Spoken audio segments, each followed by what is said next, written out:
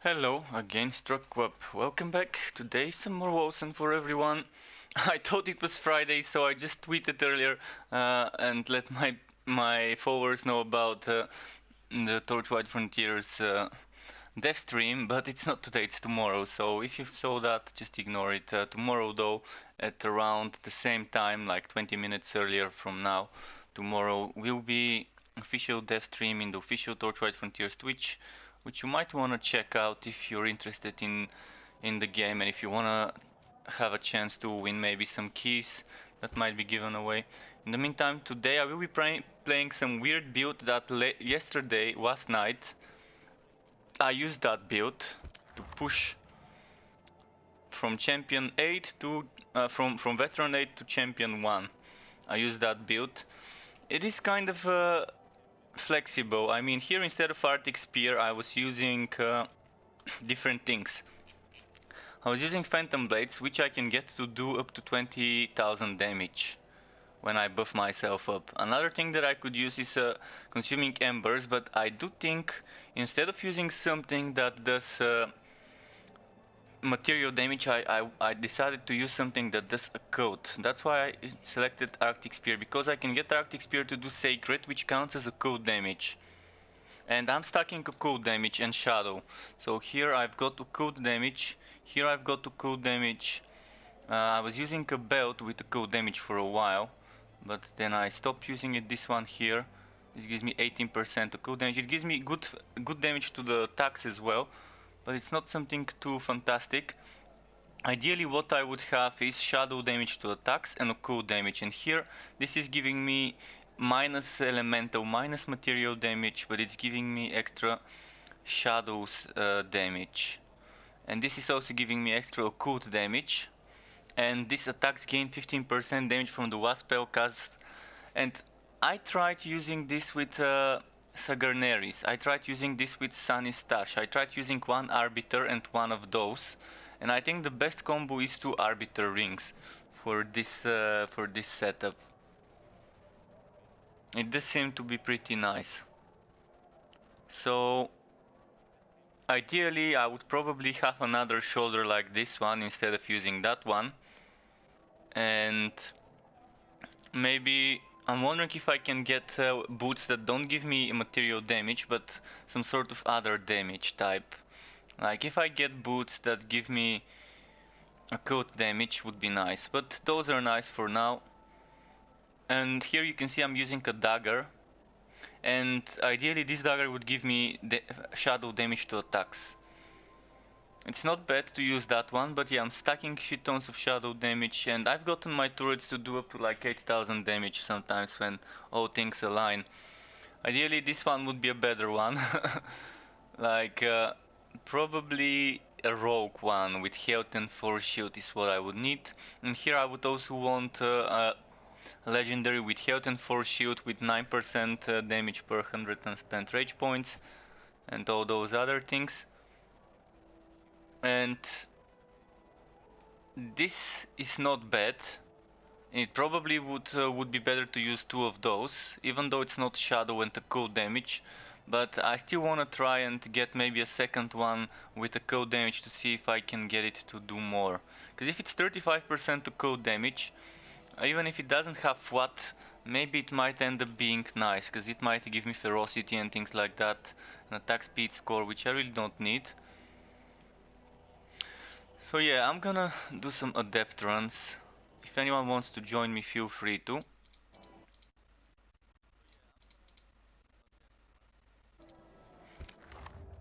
It's not fast, by the way, with this build it's not fast to do maps, but it definitely can push harder content compared to my spin to win. It's easier to push thanks to the turret, of course. Turret's too OP. But it's a fun setup.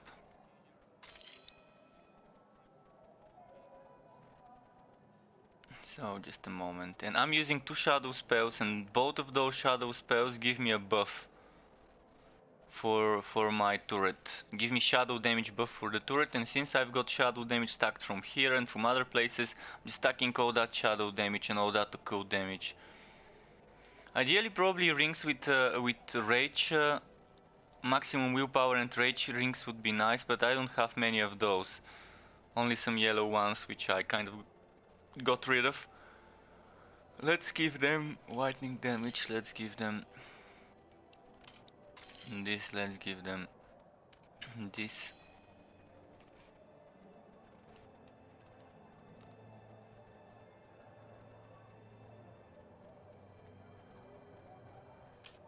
Well, we have to do them that way. Okay.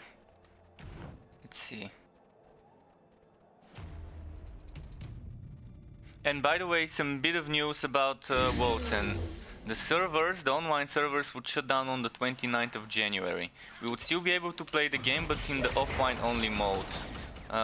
Until the update on the 13th. So for like 2 weeks, yeah, we'll be doing maintenance and everything.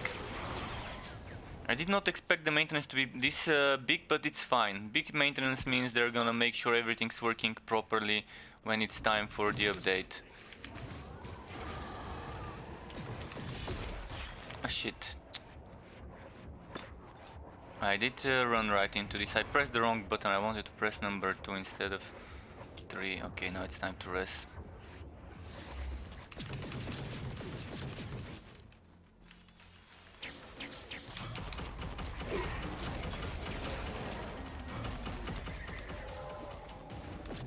Most of the time the turrets would be doing 4,000 or 5,000 with my current rage levels. But as I said, we can get that to be better. I've seen it do up to 8,000 damage, this turret. I can't remember what I was using when I saw it doing that much. And the thing is, Arctic Spear is good at certain things, like if I'm pushing harder content when the enemies won't be one shot, Arctic Spear seems better. For this content, probably going for what I'm gonna do in a moment might be the better option. Let me just quickly do that. Since we're stacking projectile damage, this is not a bad option, because Phantom Blades does not require rage, it's a charge-based skill. And I've told you I could get this to do up to... I could get this to do up to 20,000 damage sometimes. And it's moving slow because of the arbiter rings reducing our attack speed. Did I hear something dropping? And I'm not having problems with the rage, by the way, with this. As soon as I get it going, the rage is not the problem. The problem seems to be the willpower. That's why I'm using a willpower potion.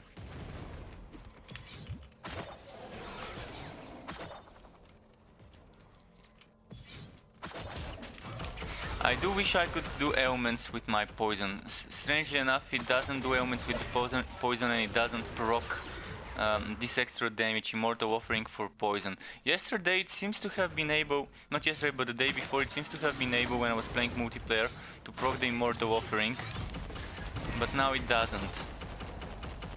So I'm not sure what needs to be done. So Immortal Offering says that killing an enemy afflicted with ailments. So why is it not poisoning this?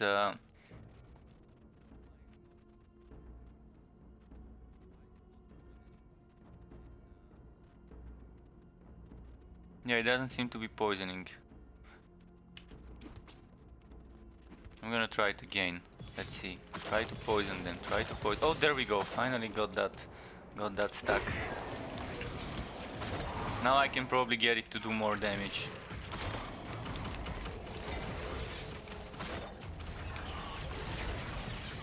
But as I said, I'm not stacking material and poison is toxic is material. So I think it's better for harder content to be pushing things like to be using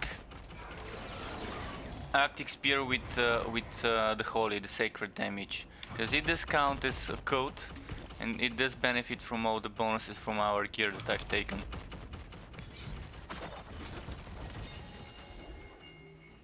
Right, let's hope I'm not even gonna pick this one up. I've got too many things and I just can't pick up everything that drops.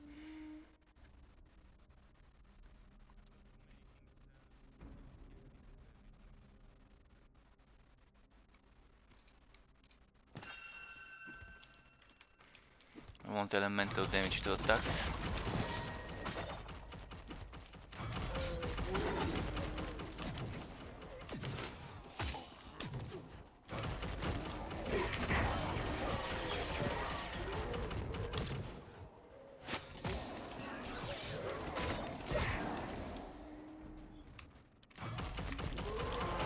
But yeah, I was trying to do ailment builds, and purely ailment build where the damage comes from the ailments does not work well. I couldn't get a purely ailment build where the damage comes from the ailments work well, so I decided to just go for something like this, where again it's a turret build unfortunately, but it's the only way I could get it to work okay and give me the survivability I needed and the damage.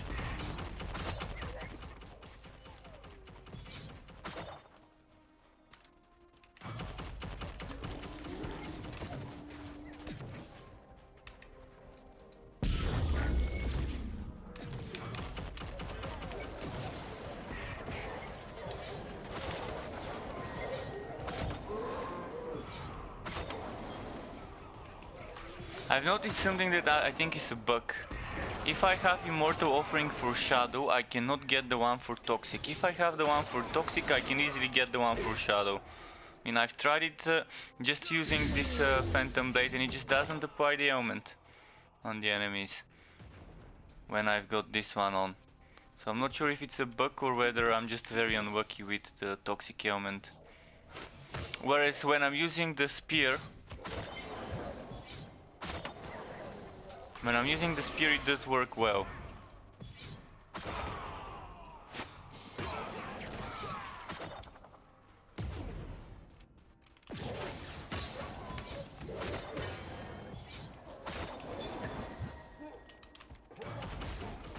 So it is an interesting build that I've decided to make.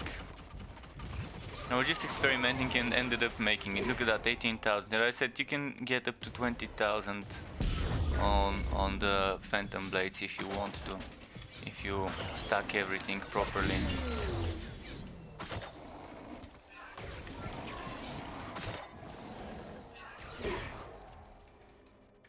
I got stuck. Can't move. There we go. Unstuck.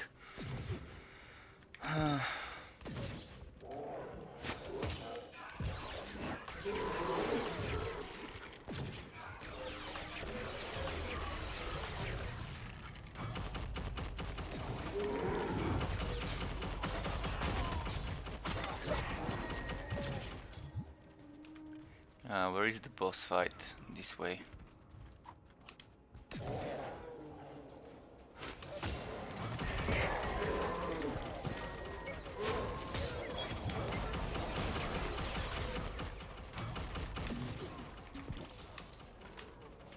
Let's see.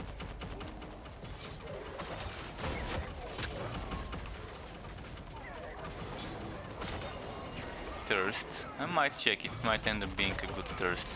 Still haven't played with the thirst based build for extra spell damage stuff.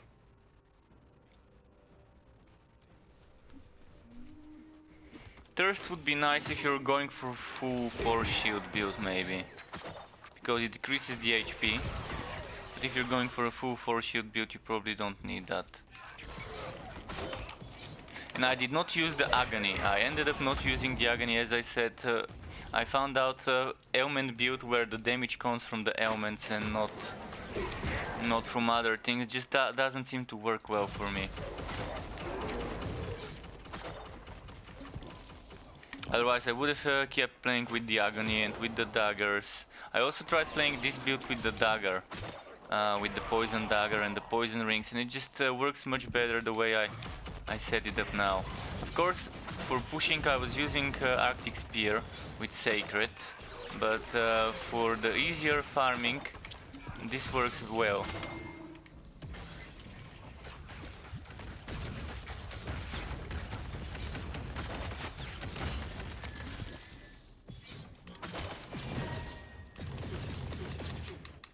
some rage.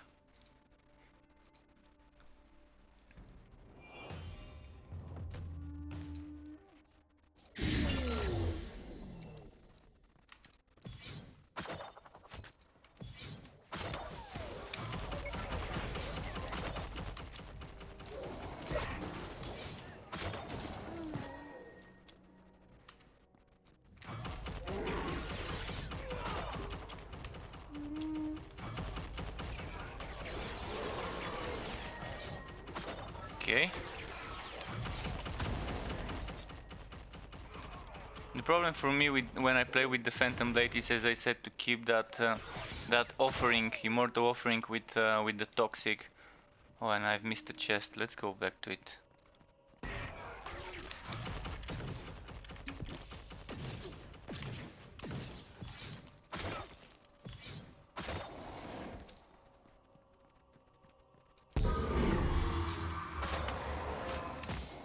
She just doesn't want to proc the ailment, the poison ailment, when I've got the immortal offering for Shadow. When that immortal offering for Shadow is not on my bar, it's easier to get it. Oh, the dagger I've never gotten. The third dagger. Oh no, that's the sword. Never mind. We don't need this. I mistook it for a dagger. Because I think there's a third dagger. I already have two of them, and I think there might be a third one which I've never seen.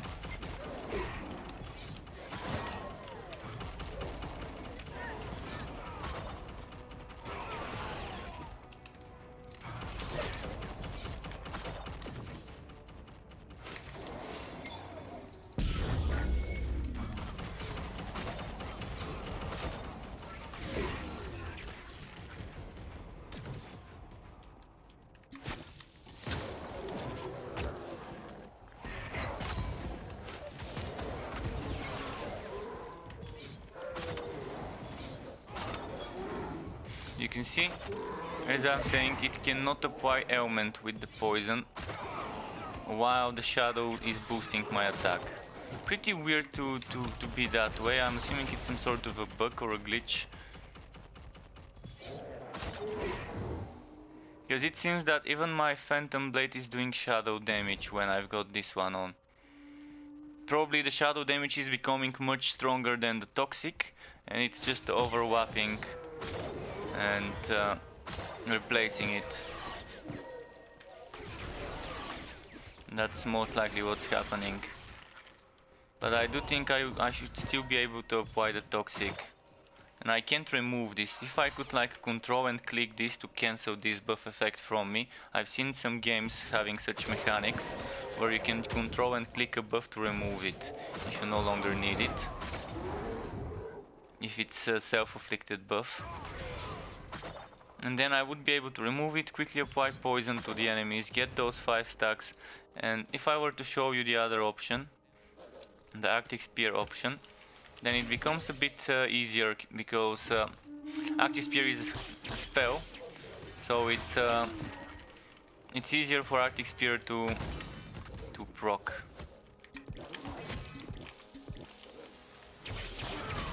But I mostly use it on harder maps where I don't one-shot things. Here, now I did apply that 5 stacks of Immortal Offering with the spear.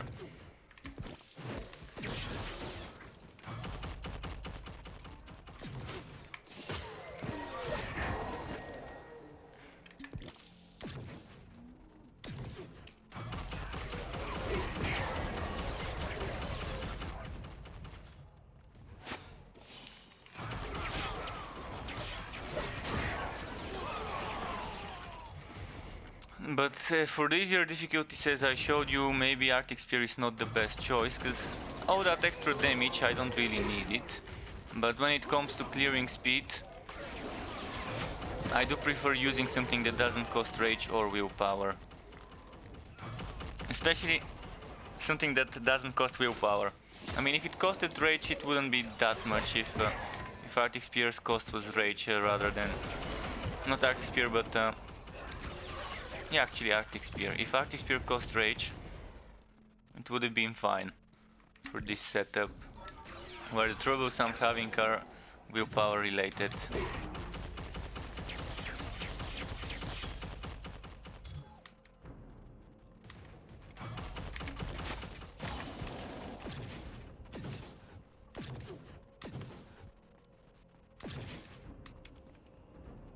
I've missed my turn.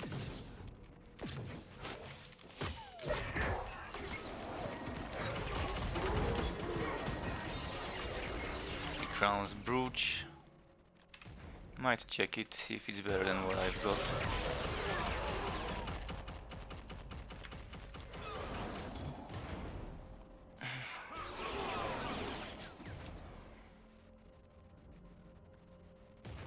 I don't know what I've got. Let's see this one. 57, 24, 50, 20, 17, 21, 13. I don't need this.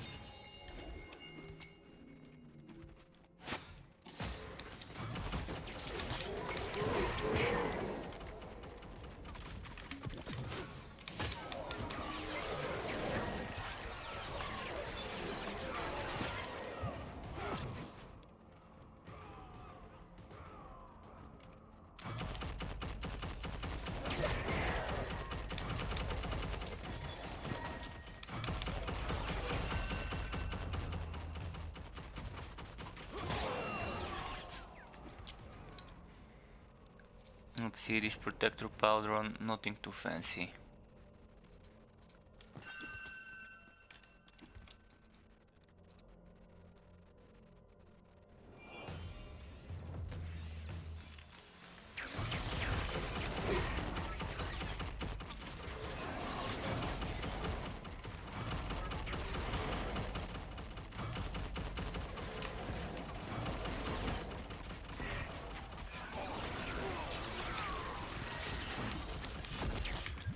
Ah, I went right where I should not have.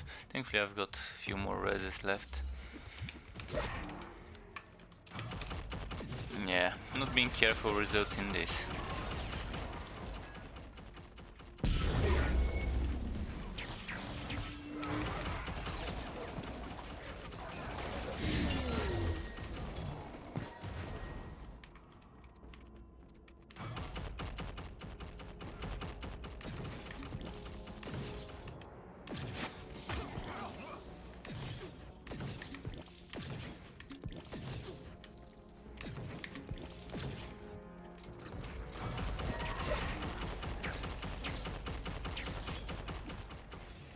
I'm gonna go back to what I like, which was where did it go? Oh, let me try something in the meantime. Let me try this, just to see how this would work on this difficulty.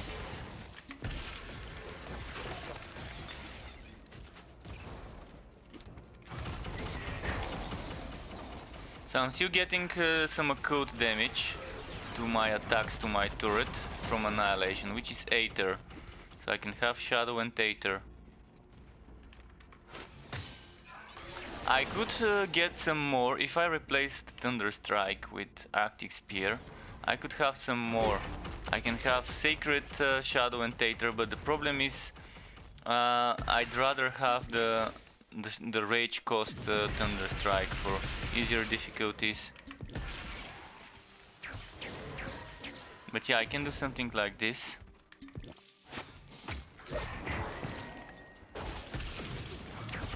And then let's see the turret's damage.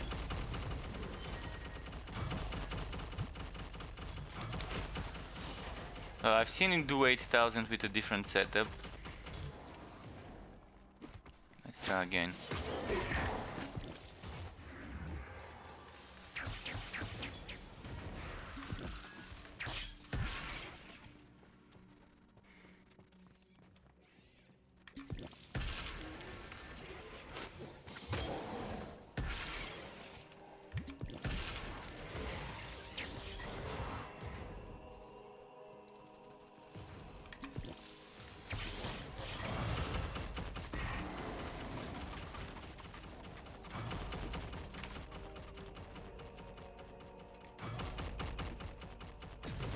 But yeah, it's just doesn't feel fun playing it that way.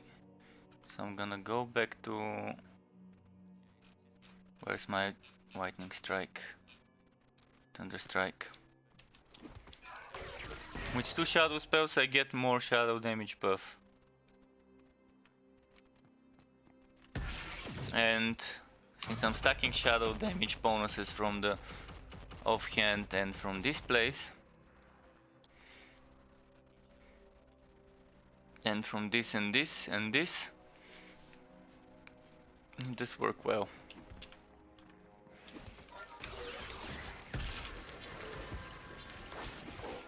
If this was a shadow instead of a Aether spell, it would have been even better, by the way.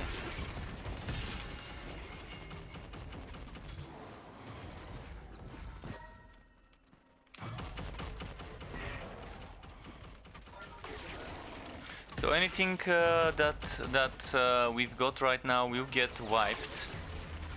We won't be able to play our online characters on the 29th. So 13 days from now, we would not be able to access our online characters. We would still be able to play the game in offline only mode. And that is still fine. I'm hoping by that time Torchlight Frontiers would have released update 10. So for the 2 weeks before this game launches, after the server wipe, the server closure for maintenance, I would be able to kind of spend more time playing Torchlight with the new update, leveling up there. And tomorrow I will be doing some Borderlands, because there's an event that started like an hour or two ago. A few hours ago there's an event where in Borderlands the farming is easier, which was my main problem with the RNG being too much. So I might test it, see how it works. Fuck, this one shot.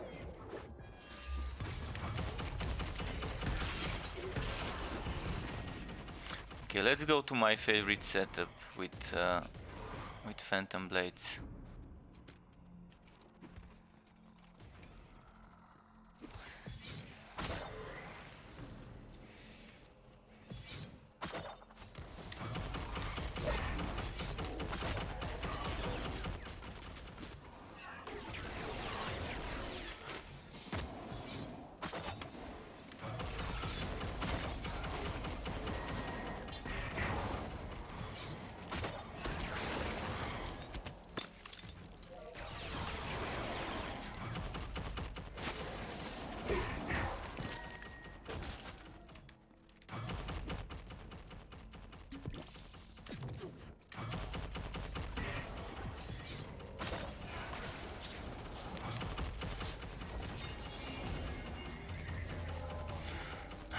The ailment helmet. I'm not sure whether the one I've got is better, but I'm just gonna drop it.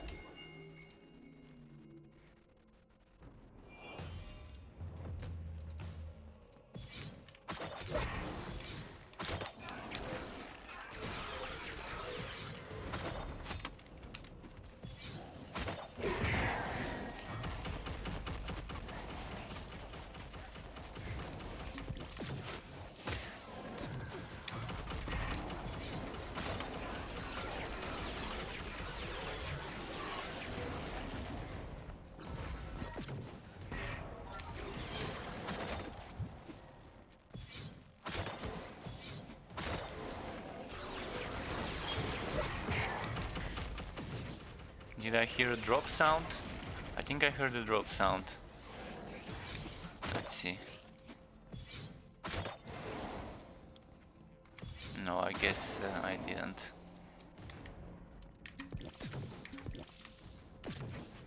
Might have been an interact.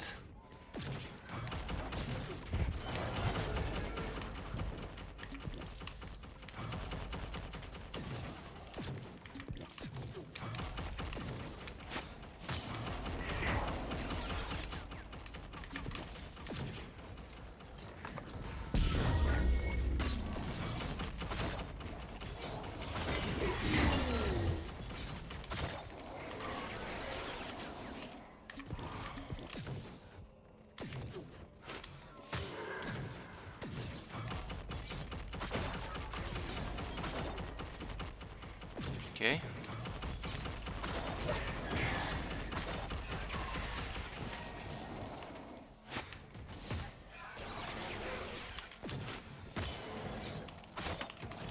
Oh wow, wow, wow. Move away, move away.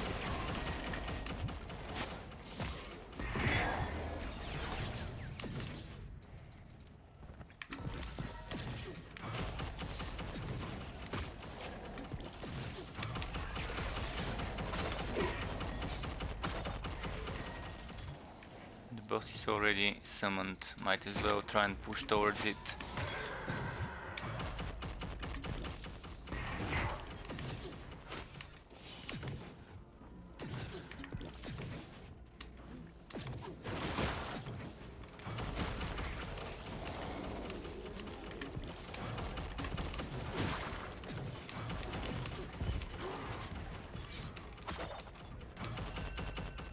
Oh, something dropped.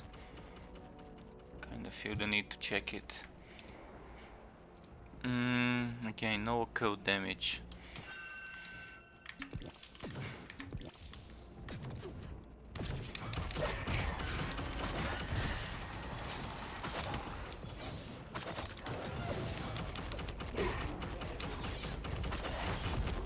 Ah, I was just about to teleport, but yeah. Let's check the next. Is the next one the last one? Might be. Yeah, it's the last one.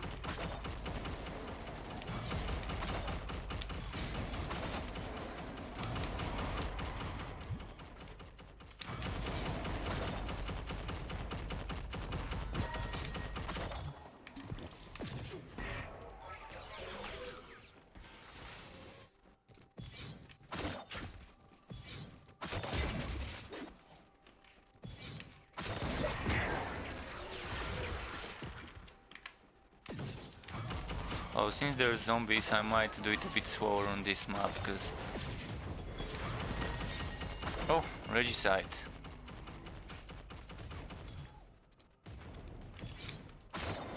Which for material-based turret builds is not a bad unique. I think I've got better ones in the warehouse. But yeah, this is not a material-based build. That's why I wish I could change my boots to something better. Instead of material damage to give me a code, but there aren't. I haven't found unique boots that give, or not unique, any boots that give a code damage. Or shadow damage, or any type of non-material or non-elemental damage, like Sacred also works, Aether also works.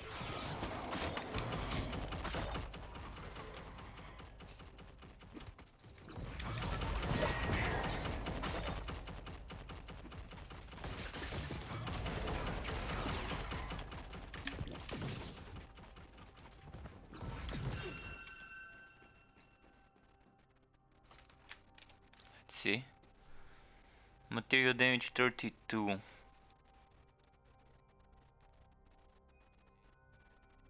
But no ferocity, probably not worth as much as this one. Because 12 ferocity seems like a what?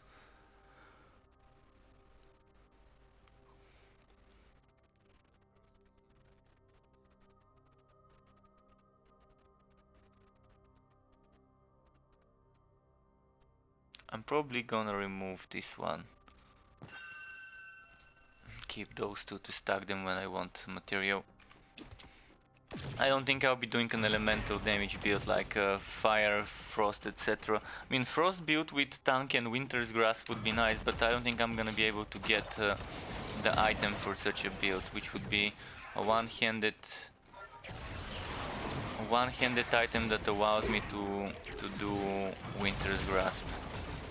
One-handed weapon that allows me to use winter's grasp would be probably what I would want for a tank with the Frost Nova with Winter's Grasp.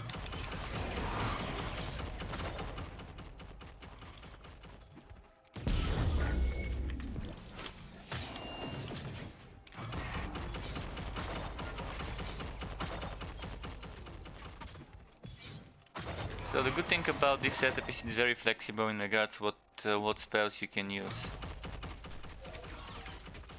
But Arctic Spear instead of Phantom Blades is what I was doing to push all the way to Champion 1 last night.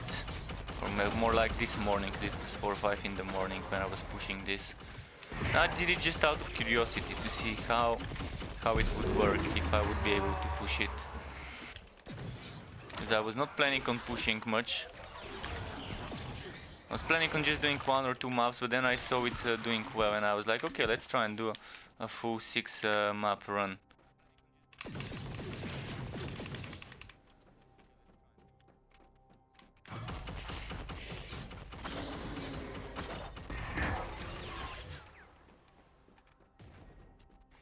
The boss is still not revealed, okay.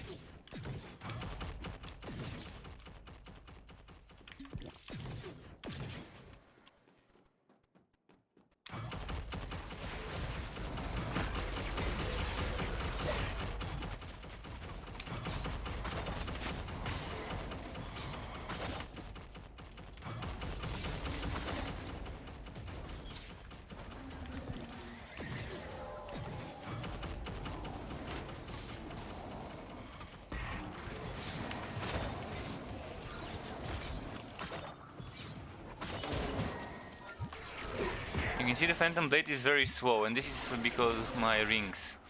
The Arbiter rings make those attacks slow. But it is still nice. Let me see something. This, even with the Arbiter rings, shoots pretty fast.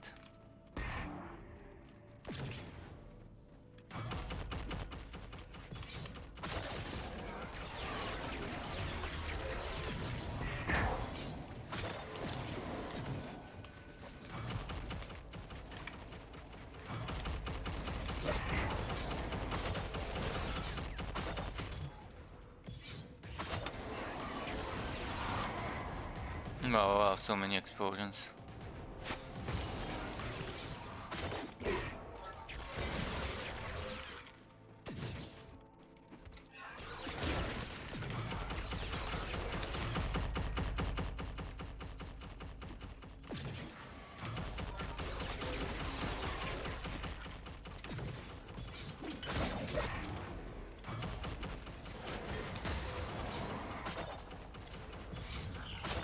Oops.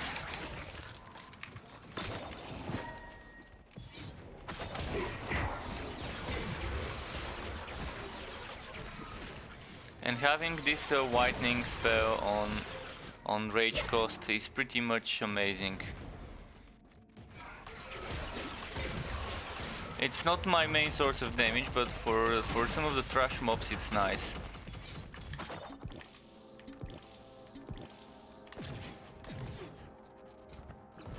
Where is the boss fight? This way.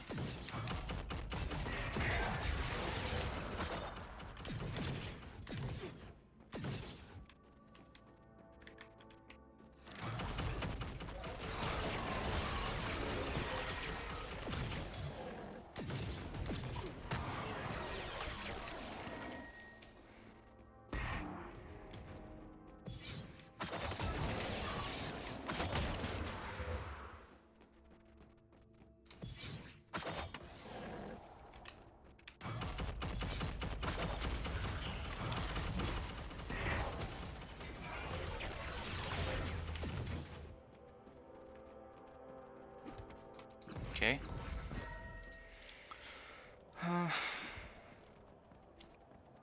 It's definitely much slower playing with this build compared to the spin to win setup I've been playing the past few days, but it is a different setup.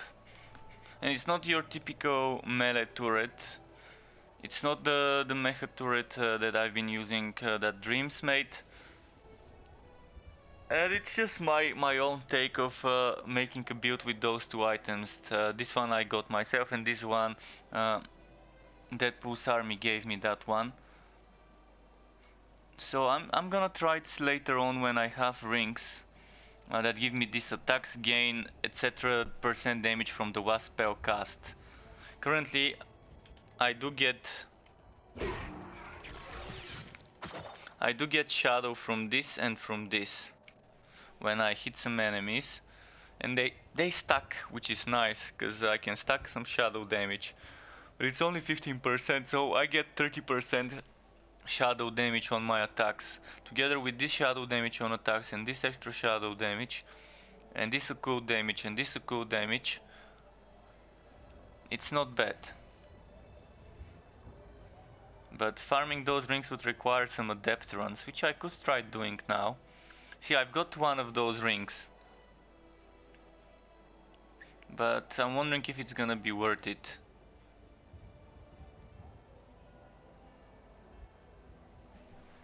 Because I think a better base would be nice. A base that's not HP base.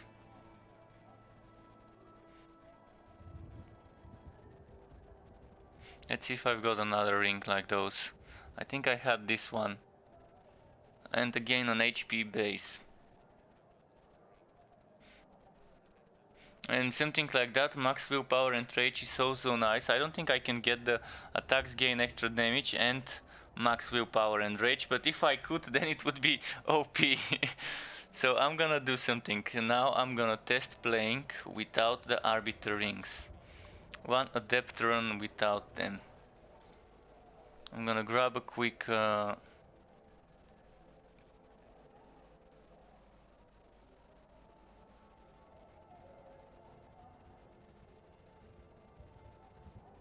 shadows damage to spells. No. I need something that gives me occult damage. An amulet that gives me occult damage and shadow damage to attacks. And maybe crit damage and ferocity, things like that.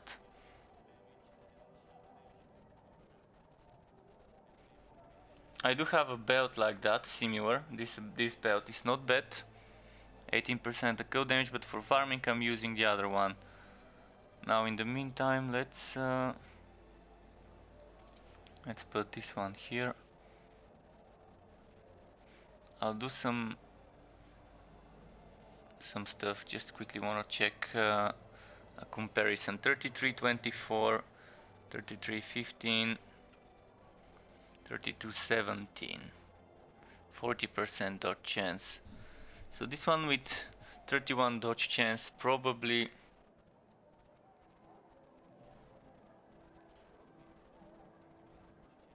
This one is 45 dodge chance score, which is quite a bit.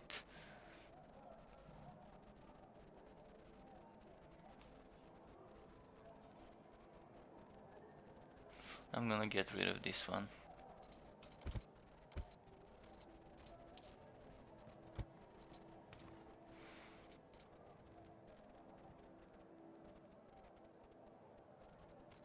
Also gonna sell this one.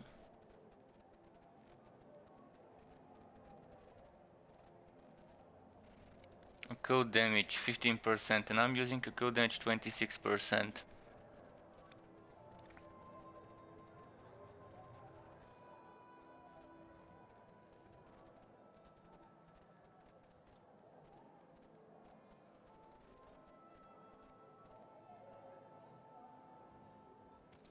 I'm gonna sell this one as well.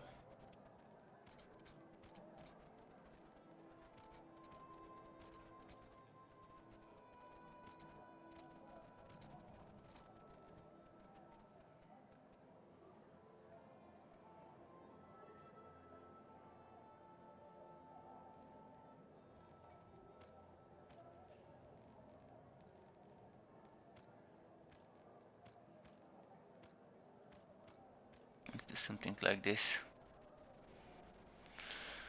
And I'm gonna put this and this here.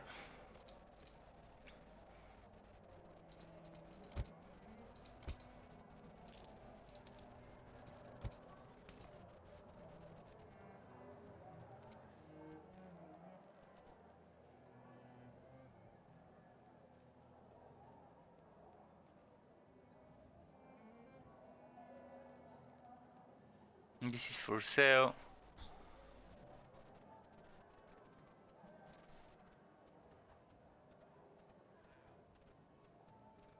This is also for sale, but I'm gonna get the gems first. What? How? How did this happen? How did I get a Umali's Wookiee belt from an NPC? What? I'm not sure what just happened. But this was the weirdest thing I've seen in the game.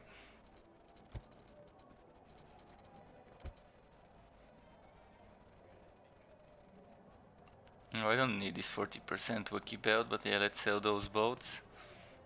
And those bows.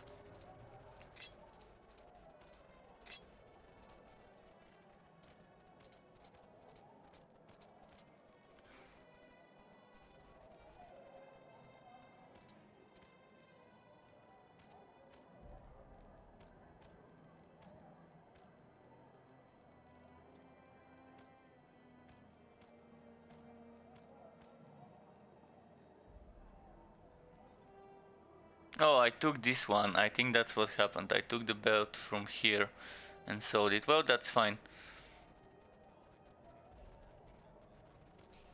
I don't need this one.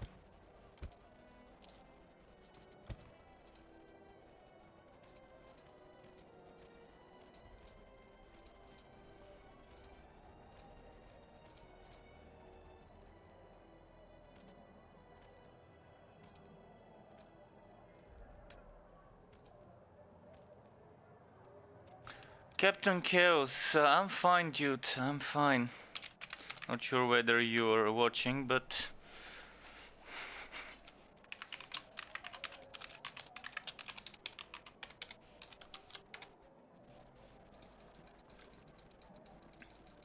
I have not completed this one.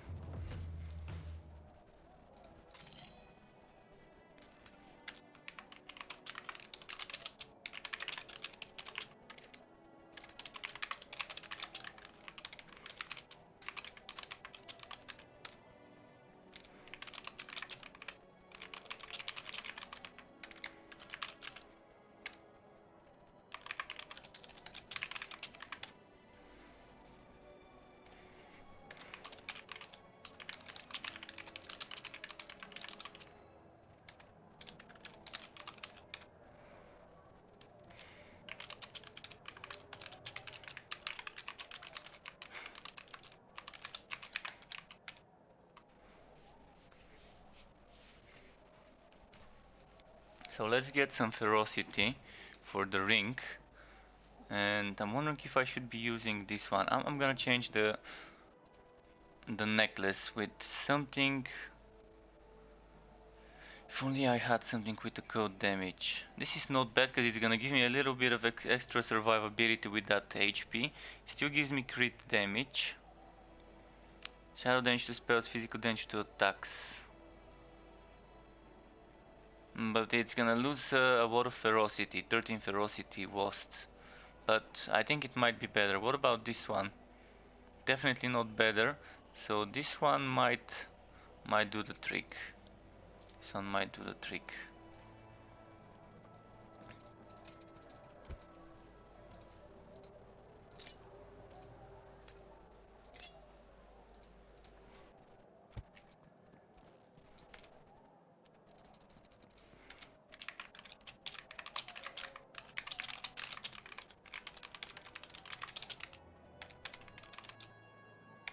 I can go on Discord.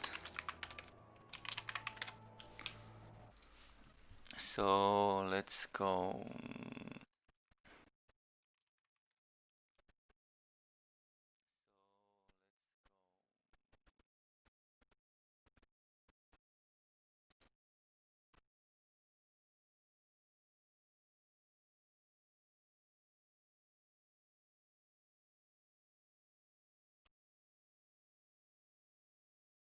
What?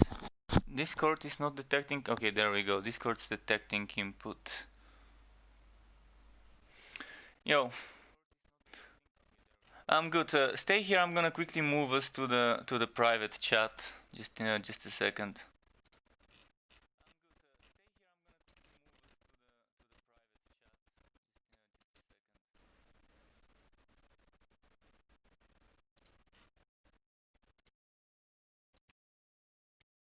There we go. Yes, I'm streaming at the moment, and as I was saying, this shadow build is interesting, but I need to find more gear with shadow and the code damage. I need like a shoulder, because this shoulder with 15% attack damage, the Envoy of War is not good for this build. Because I can get up to like 35% code damage with ferocity and stuff like that. Maybe some wisdom and other things. Argan's heart is fine, because plus 25% material damage and 11 to 20 flat physical. You can get flat physical on other gloves, so the Argan's heart, if I get a second glove like that, it's still gonna be probably better. And it's this unique, the Max Festen Eneract, that gives you a cool damage, willpower regeneration, wisdom, a cool status element, chance score, and the most important is attacks gain 15% damage from the last spell cast. And that means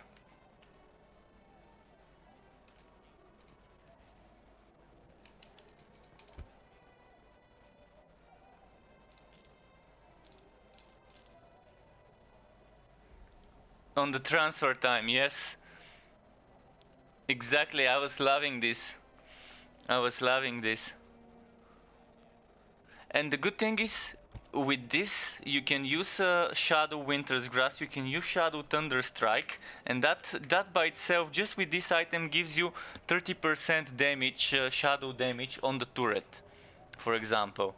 If you have rings with this bonus damage, like I have another with 14% and another with 13%, that means I get what, 30, 42?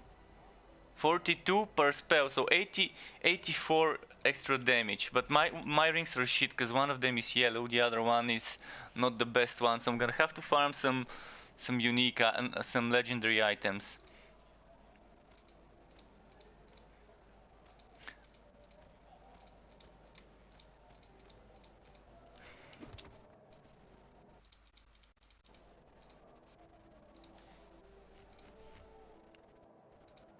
Is it only ailments, like the damage coming from the ailments, or what did you use? I tried to make one and I couldn't. Did you use the dagger?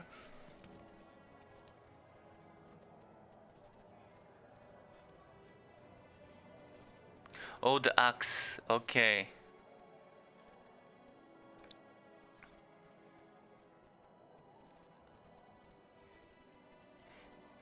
Yeah, 82% bleed damage.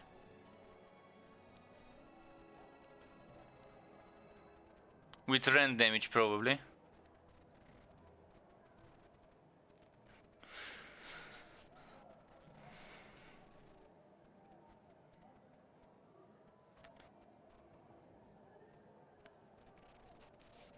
Did you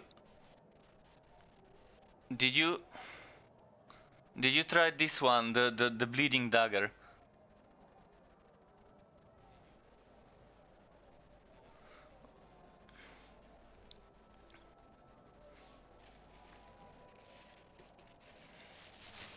So so which dagger did you try? The bleeding or the toxic? No, but before that you said you tried the unique dagger. Okay, I might try and do it with Apex together with Edict. Yeah, 21 to 50 toxic damage on attacks, then 31% the toxic dagger. Okay.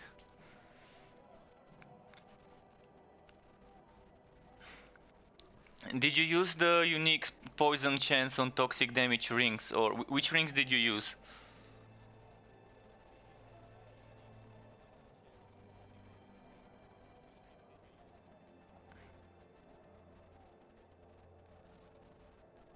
So legendaries. Legendary or unique? Okay. The sun is stash.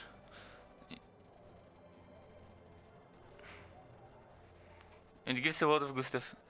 And did you use agony as the chest piece, the one that gives you ailment damage? And one more question. Oh, One more question. Did you use the diamond damage helmet?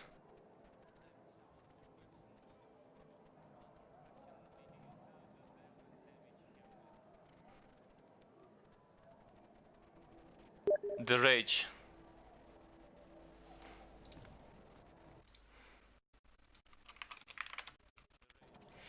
I tried making a build with the 2 daggers, the 2 poison rings, with the ailment chest, with the ailment helmet, and it just didn't work for me. I don't know. I'm gonna try again, but yeah, it was fine for adept and stuff like that. But with this build I'm playing now, I pushed all the way to champion 1 just as a test with the turrets. I could get up to 8,000 damage with the turrets sometime.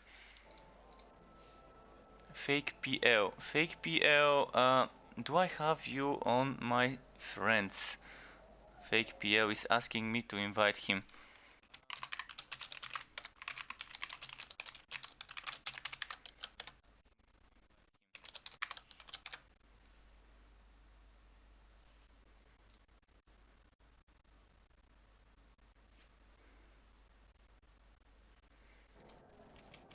I'm gonna go to the main menu so I can invite people, I guess.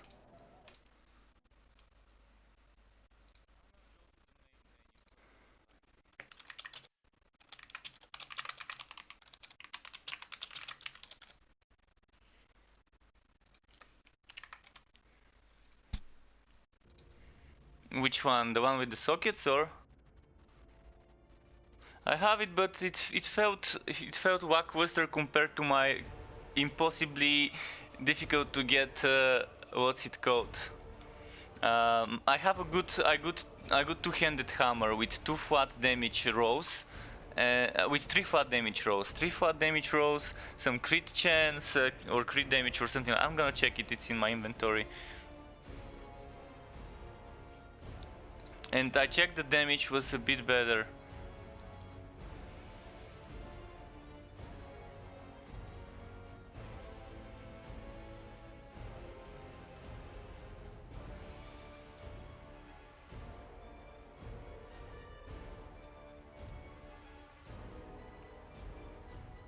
I'm not sure what's happening. I don't think I'm able to invite people. Yeah, it's not allowing me to invite. Okay, I might have to restart the game. Well, I was trying to invite you and another person. The other person was in the main menu. So I'm just restarting the game. But the other person was in the main menu and I still wasn't able to invite either of you. So it must have been on my end. I'm just restarting the game, it won't take too long. Same thing.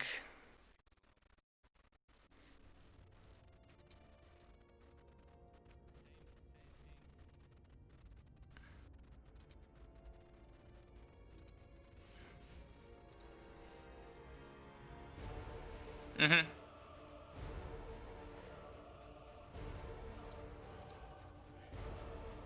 Yeah, for you I can't invite you. I can't. I invited the other person, he's in the party. Mhm.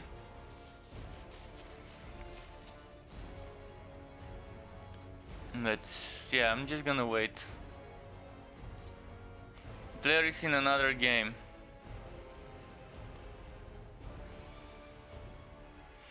I think once you're in the main menu it would allow me to.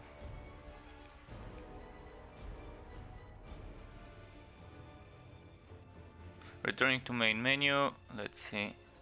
Once it says in main menu I'm gonna invite. Yeah, it sent it.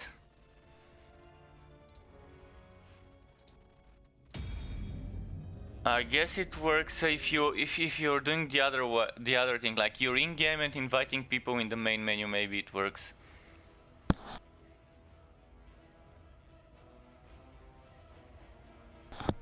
Yeah, we've got weird setups here. We have a dual wielder, but everyone's using the same boots.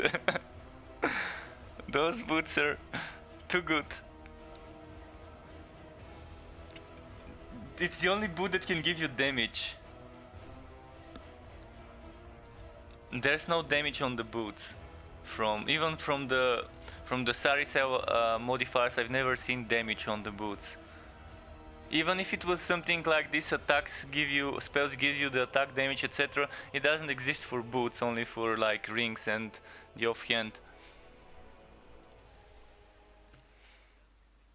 So I'm testing stuff though, and yeah, with testing there's gonna be dying, so that's why I wasn't doing a lot of Sari cell farming. I was just doing regular farming.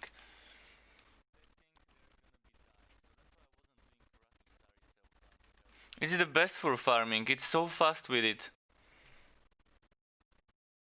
Yes.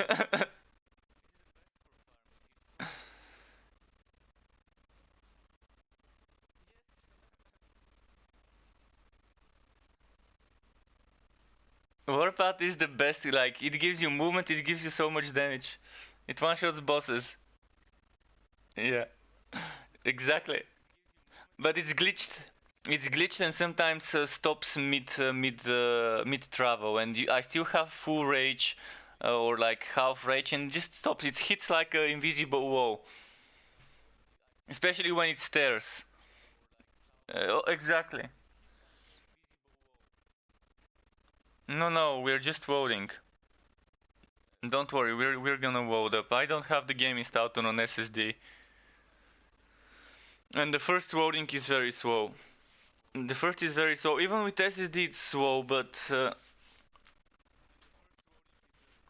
I only have 40 gigabytes of storage left in my HDD, so I'm thinking of getting one SSD now. I'm getting a good generation 4 SSD in September, because it's currently in a different country, and the people who are giving it to me would rather just give it to me when they come to my country. Because otherwise, shipping it from the US or from Canada would be like so expensive. It would be like 50, 60, maybe even $100 American or Canadian, depending from where. So instead that I'm gonna wait for September to get that, but in the meantime I might get a 512 gigabyte Generation 3 SSD, which would definitely help me with build videos and stuff, because rendering currently for me I think gets throttled by my hard drive, because with the upgrade I made recently to my CPU and to my motherboard, I think currently, yeah, it's exactly the hard drive that makes my rendering of videos and all that slow. And installing the main games I stream on an SSD would definitely help. So we don't have anyone with the trial, or maybe we do. Maybe we do. With the trial belt. I think Ecstasy has it.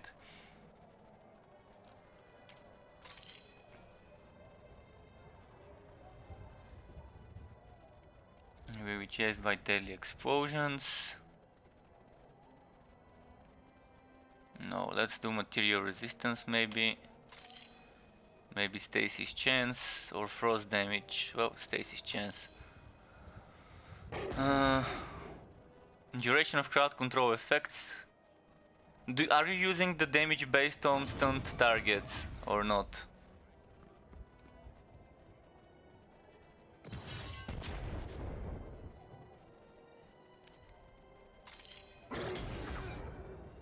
Yeah.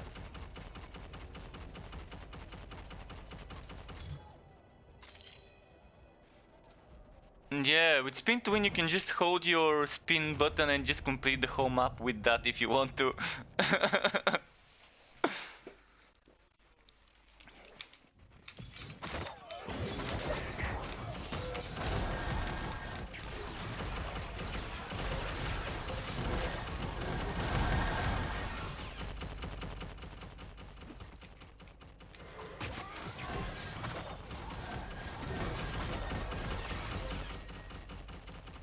I use the damage and crit damage one together with the continuous spinning. This is the one. I can't show you right now which one. Let me check. The ones I use currently are the first one, the second one, the fourth one, and then the third one on the second row. So on the spin twin I use ceaseless current.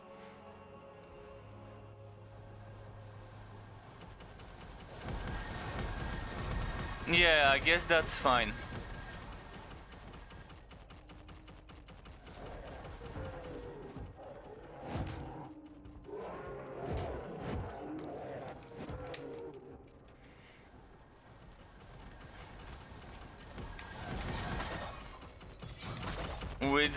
With the big bosses, yeah, you need it on the bosses, but on bosses I try to use Warpath and on elites.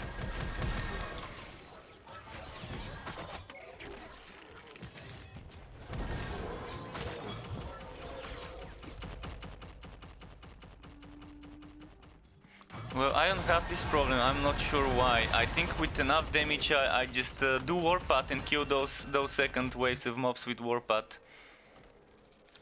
I mean, I don't try to kill everything with this. When there's a lot of enemies, I'd rather use Warpath because it's faster to kill a huge wave with just one hit instead of trying to spin all the way through everyone.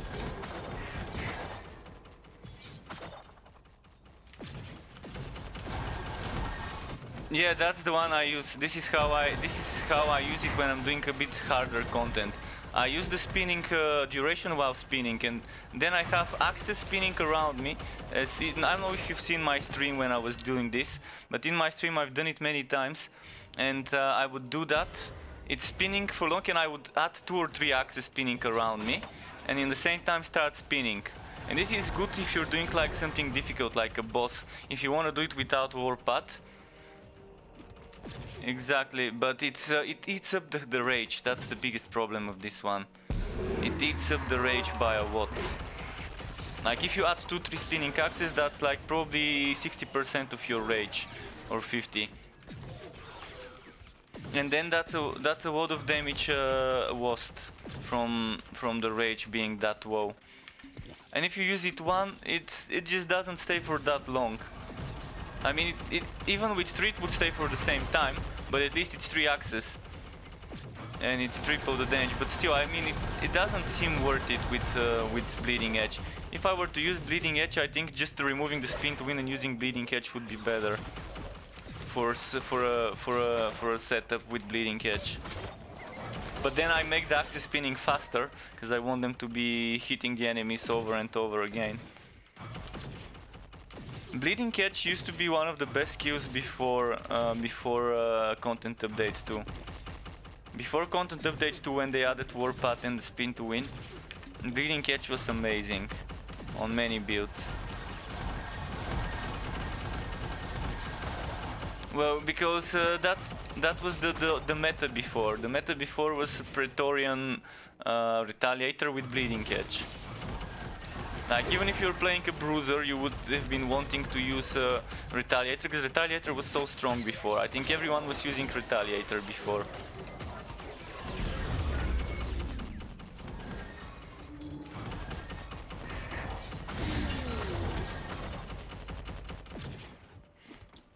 Well, Retaliator is supposed to be a tank build. Retaliator is supposed to be tank because it gives you damage based on physical resistance. So back then, everyone was using heavy gear, stacking physical and material resistance. It was weird. That was when Content 1 launched, and shortly before Content 1, I think. Then with Content 2, I guess things changed, rebalancing, etc. And people started doing other builds, because Retaliator was no longer the strongest. It was still strong, and it still is strong, but it's not that strong. And tanks with Bleeding Edge and Retaliator are still the thing. I mean, if I'm playing a tank, I'd rather have Bleeding Edge, because I would want the enemies to be around me, and Bleeding Edge is perfect for that. Like on a tank, I would want probably Tracker's Reach, maybe the one with potion drops, with health globes drops. Then I would want, what's it called, the Shout, Sovereign Shout, Bleeding Edge and Warpath. Like similar to the spin to win, except I'm using Bleeding Edge instead of the spin to win. Sagarneris. Does anyone want a second Sagarneris?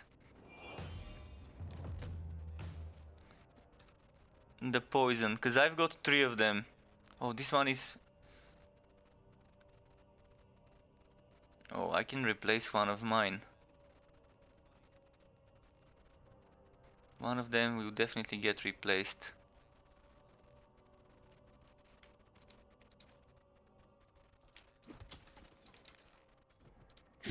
No, you can't on the unique. Uniques are fixed. If what you're seeing is what you're getting, you can get better rolls on the things you're getting, but no extra rolls. Yet, maybe with crafting we might be able to do some sort of enchantments or something for extra modifiers, but I'm not sure how it's gonna be when the game launches. Did you read the news? On the 29th the servers would close until for 2 weeks. For 2 weeks, so you have 13 more days to play online, and then you're gonna have to create an offline only character. So you might as well start your offline only character now. Yeah, but offline is using different characters. I'm not sure whether we would be able to play the online characters in offline mode. Because at the moment we don't, at the moment it's separate. But still for 2 weeks people can play that. I'm gonna be playing Torchlight Frontiers update 10 at that time. And by the way, if you want access to Torchlight Frontiers update 10 on the alpha, you might wanna check tomorrow's stream on the official Twitch channel. twitch.tv/play Torchlight at around, what time zone are you on? You said Czech Republic, right? So on the Czech Republic time zone, that's gonna be 8 in the evening your time.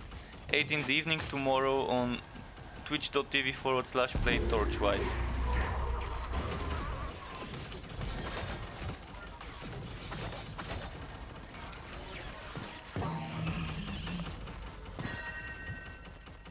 Yeah, but for that we're gonna have to farm. The single run stuff. I don't mind farming single run stuff, but the thing is we might be dying, so we have a little chance of doing that. We'll see though. We could start doing some of that. It's not bad.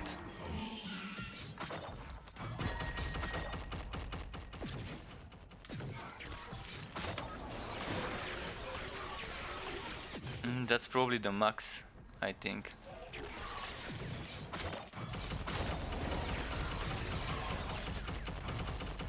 Is a lot.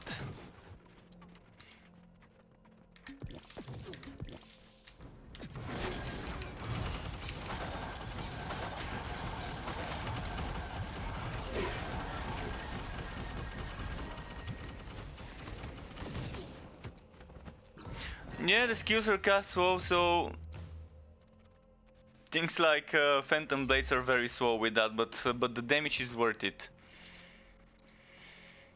Like when I was using this build with dual arbiters, I could do sometimes up to 8000 damage on the turret, and with my Phantom Blades I could do up to 20.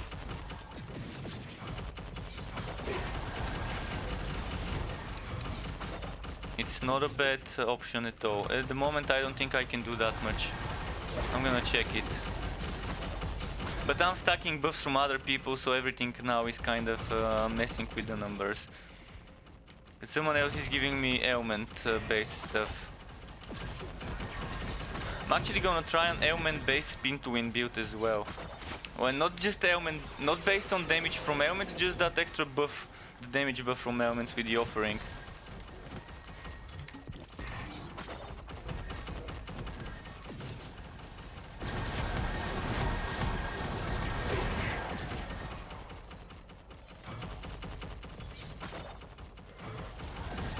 The edgy probably is the axe that might be nice for a spin to win with that.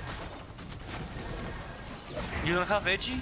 Dude, I can give you, I've got like 3 or 4 of those. It's the bleeding axe or whatever it's called, the two-handed. No, it's two-handed. It's two-handed axe edgy. It should be material and rent and stuff like that damage. I need to check it exactly what it gives. But it drops a lot. It's one of the most dropped items. It drops as often as the arbiter drops.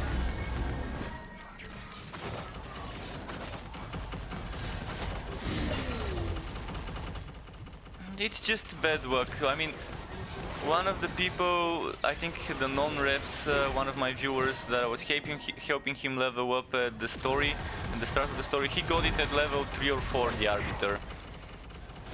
And it's actually, it's always been an item I keep getting while leveling up, the Arbiter.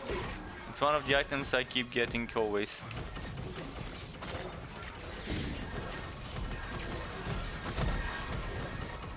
Three Crowns Brooch.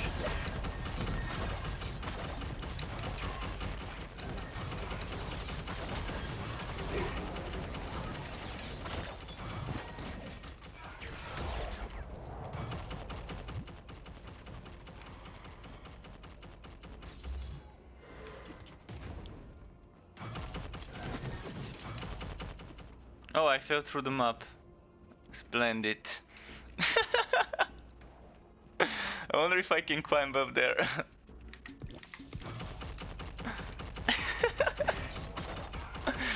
This is amazing. And now how am I gonna get out? I can pass you the lead. I can pass you the link. Oh, I can teleport to a player. Yeah, that's fine. That works. Right click and teleport to. Oh, if I'm in the town, it should still work. At any point, it works.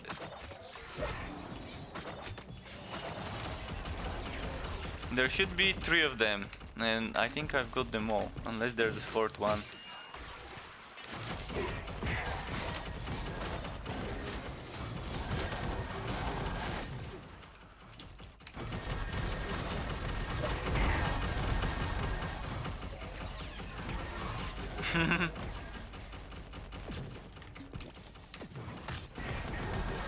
That's the poison dagger.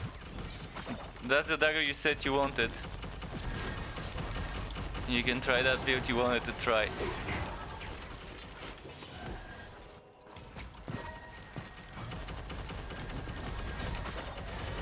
Okay, I'm just testing stuff, just testing to feel out the synergies, because once the game launches, I'm gonna know some of the synergies that I've tried are still gonna be a bit viable. Maybe not to the same extent, and since there's gonna be new things added, there's gonna be more things to figure out. But it's good to have those experiments done now, so we have some knowledge. As one of the characters in Chaos Bane says, knowledge is power. So we better do the testing now.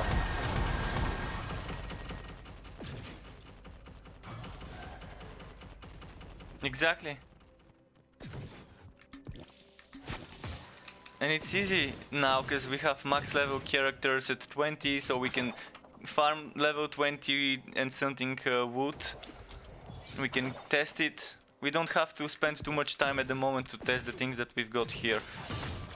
Yeah, the builds that like here for this build would be totally incomplete for the launch, but they're still gonna be to a certain extent still working while leveling up. So while leveling up, probably spin to win might be my favorite setup.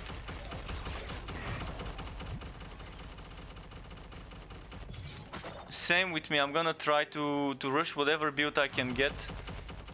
I'm gonna be doing a projectile based build at the beginning and then turn it into a Necro turret build if I can. We'll see, depending on whether the Necro has projectile minions like archers. If it doesn't have projectile minions, I might switch to something else. Also, I want to figure out if the Necro minions would count as spell damage bonus or attack damage bonus. I'm assuming it's gonna be spell damage bonus for the minions. Yeah, I wish they would release some info about the upcoming things, like a preview, so we can start theory crafting some things. Maybe that's when some trailers would be released. Like when the servers get wiped on the 29th, I'm assuming we're gonna get some info released about some of the things. We already know a lot about the things that are coming, but not in detail, just as a list of things to come.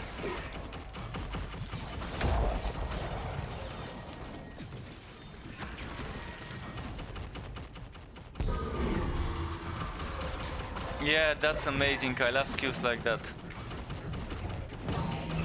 I love skills like that in games.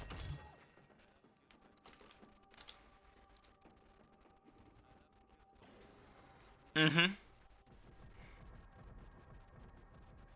Exactly.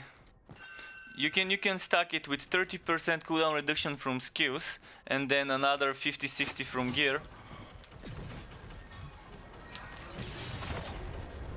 Maybe you won't even need to wait if you keep it going for 1 or 2 seconds.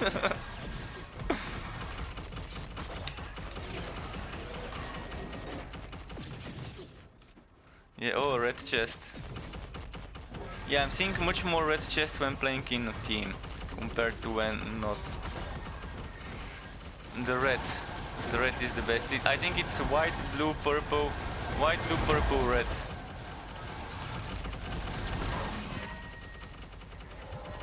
I've gotten four legendaries from a red chest, or couple legendaries, couple uniques.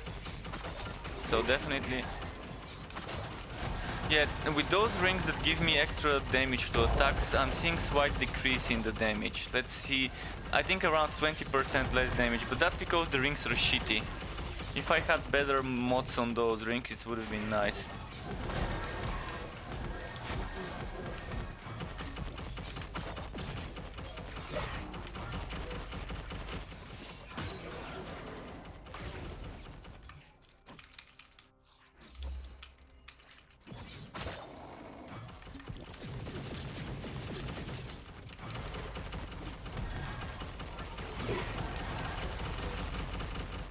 Someone else is using offering, I'm assuming Cactus is using an offering. Offering based build. Because I'm getting the sacred damage offering buffs. Or maybe someone is just using sacred damage and I'm getting it from my offering. Because the enemy has the sacred ailment on it.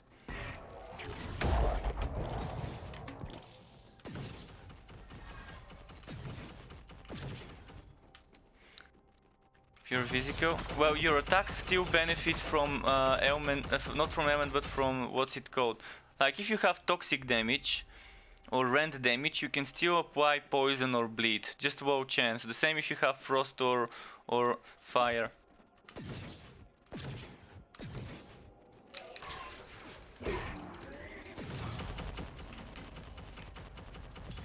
So you can still apply bleeding, and then if the enemy dies with the bleeding on, it's probably gonna count towards the offering.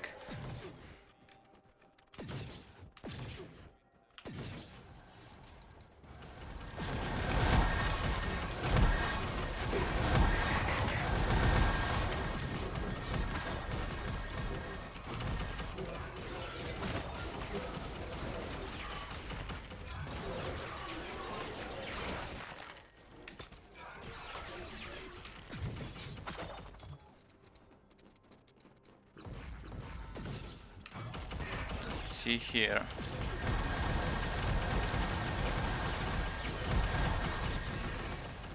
Ah, shit.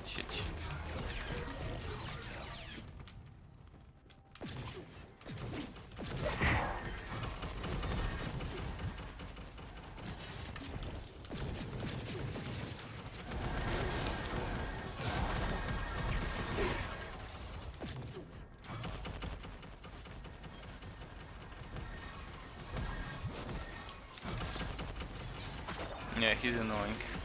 Demon of Souls.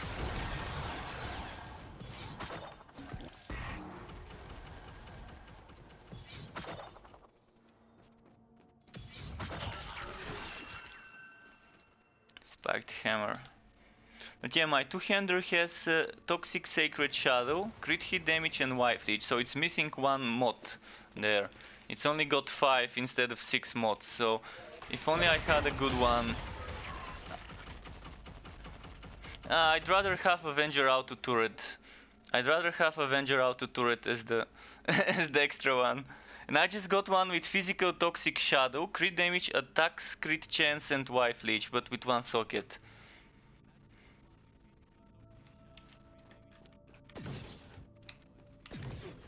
Exactly. So I need to farm that more, but for now I don't really care. I just want to get the basics of the build. I don't want to min-max the builds to the bone, like to the end.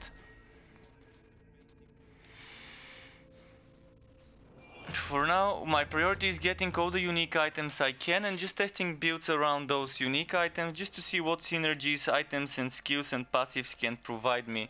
To have some idea of once the game launches what I want to be building towards in the first few levels when leveling, when I get a certain item. Instead of having to figure it out while playing and streaming and leveling up, I'd rather have some ideas of when I get that item I want to be using that passive with that passive, things like that. From the first and second ring. Of course, I don't have any idea about the third ring, but while leveling up I'm not gonna have access to the third ring until I get like, what, 15 levels or so.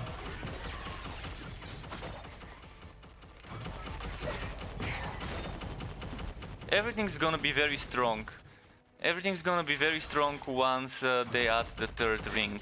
Because the things we've gotten teased are amazing. We've gotten a few things teased, like from each discipline, for each archetype we got one of the skills teased as a preview, the description. And you can see some of them are amazing, like EOS would be amazing for team support to resurrect downed members and things like that.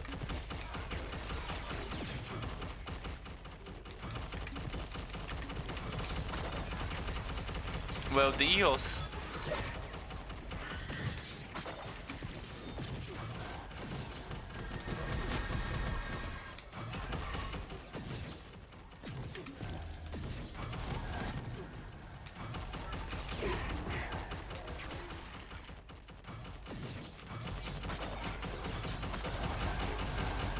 And it's a quite weakness probably. Yeah, I know that build, it's amazing, and it spawns potions.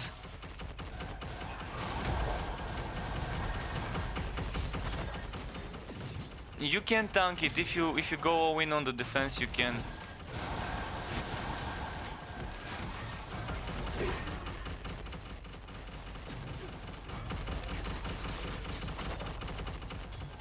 Yeah, the only way to get a little bit of damage from this is, as I said, Praetorian Retaliator skill.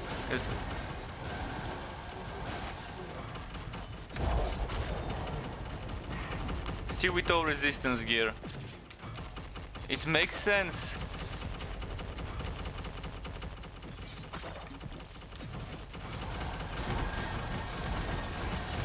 Yeah, it's basically there's one of the things can apply weakness to the enemies around you, and you can also apply weakness on block chance. When you block, you can apply weakness, and then you can spawn a lot of health globes. You can spawn a lot of health globes. Don't worry.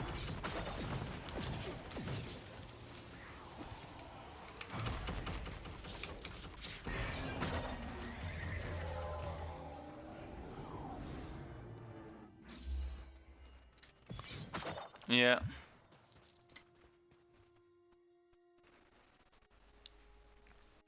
How much damage do you do? Yeah, at the moment, if I go back to my Arbiter build, I can do between 15 and 20 as well. And I will go because I don't like the damage on this one. And it's nice for easier content, but when it goes to the harder content, I swap it out for the Sacred Spear, the Arctic Spear with Sacred. But I like it because it doesn't cost rage or willpower, and I have up to 3 charges with it, and it's amazing. So where did I leave my 2 arbiters that I was using? One of them is here. Yeah, I use it with poison so I can apply poison elements and get that offering. But when I have the offering from Shadow, it replaces the poison on this skill with Shadow.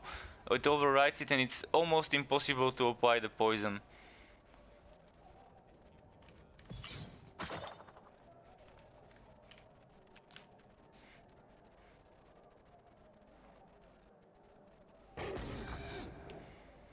I'm stacking a lot of Shadow. I'm stacking a lot of Shadow. Like, the most damage I have comes from physical, because just my dagger has a lot of physical stuff and it has some rend. Occult and Shadow, that's what I'm using, Occult and Shadow. This dagger sucks because it gives me Frost and Whitening flat, but at least it's flat damage. So instead of Frost and Whitening, I would have preferred Sacred and Shadow. Or Aether and Shadow. Sacred and Shadow would have been perfect. If I had Ether, Sacred and Shadow, it would have been the best, but that's min-max stuff. That's I don't think I can even get a dagger like that, even if I try to.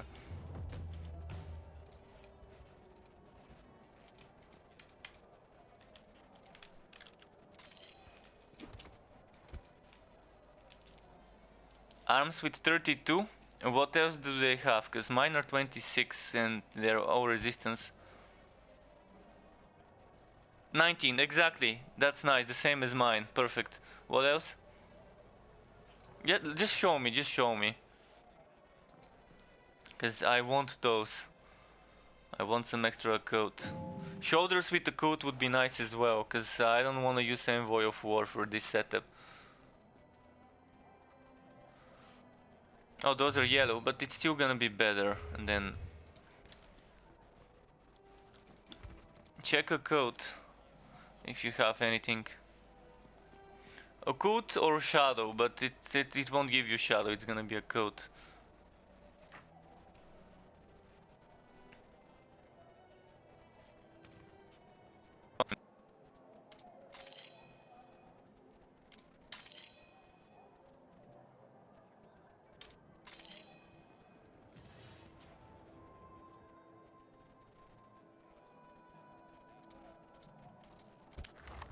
The game keeps trolling me with those modifiers.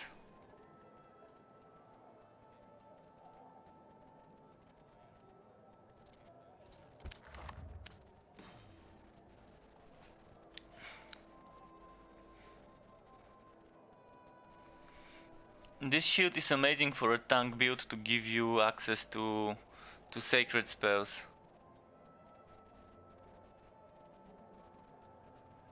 It's super easy, but it's amazing for tank builds because it gives you access to that sacred bulwark of down.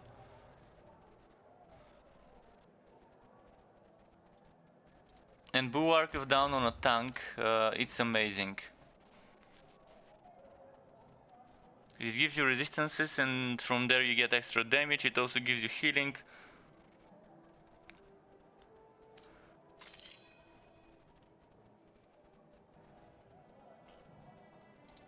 Damn, I can't get them up with normal mods. I keep getting... Okay, there we go, frost resistance. That's nice.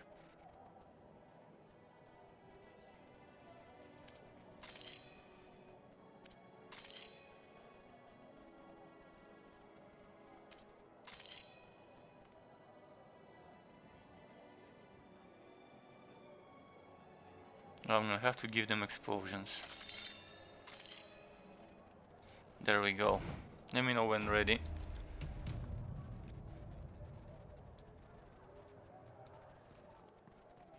So do you need a second Sagarneris? Or did you say you have to? Same here, I've got too many.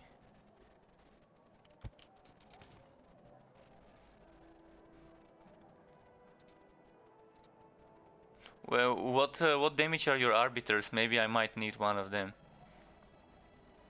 No, I don't care about the melee damage, I care about the crit damage. The crit damage is what matters.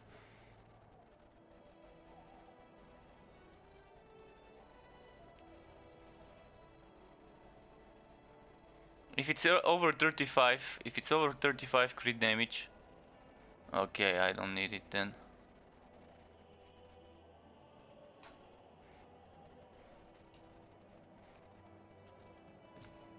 It's amazing, it gave you the good rolls and everything.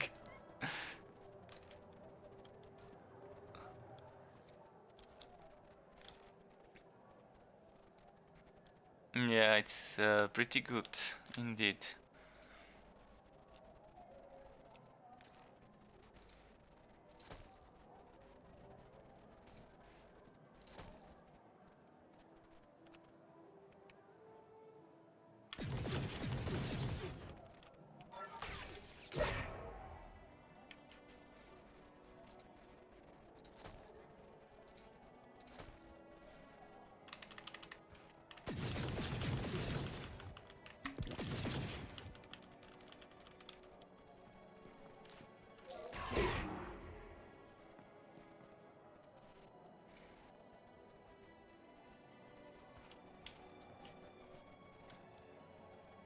No, it's annoying.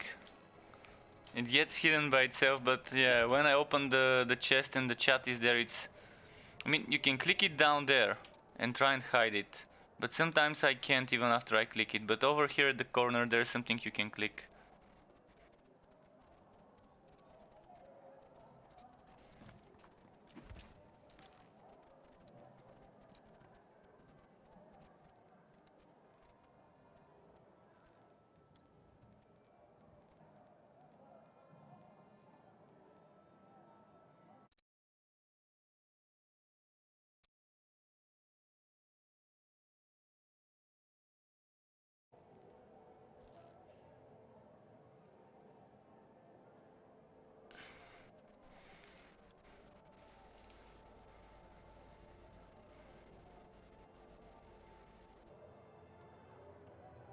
This hammer I'm using, I got it pretty early in the game and I still haven't found a better one.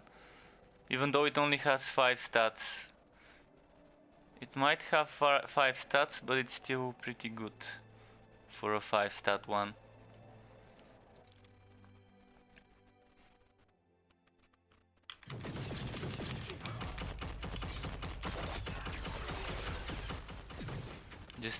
Just did the lead damage, the 1337 damage. I'm liking it when I do that much. The meme damage. Gonna check some stuff here.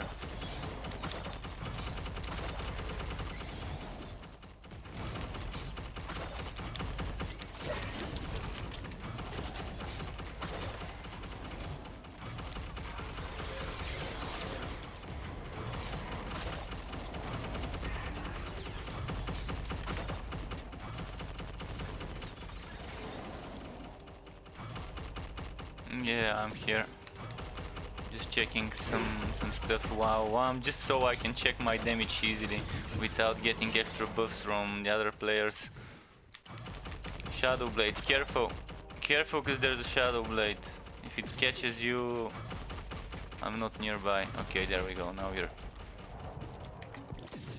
He's behind us. Yeah, I see, and I don't have rage now. Yeah, but I didn't save myself. Well, there goes the run.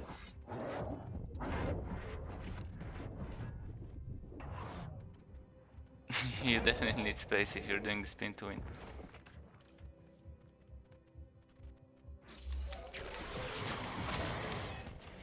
Those are so annoying. Those are the most annoying when doing multiplayer. When you're doing so, it can't kill you, because it doesn't do this OP attack. I'm not sure why they even included this sort of OP bullshit attack mechanic in multiplayer.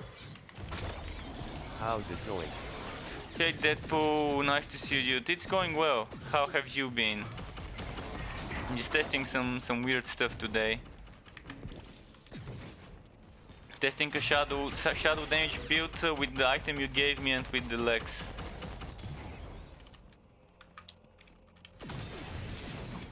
It's not so bad. I mean, I could get the turrets to do 8,000 and I could get this phantom blade to do up to 20,000 sometimes with the arbiters.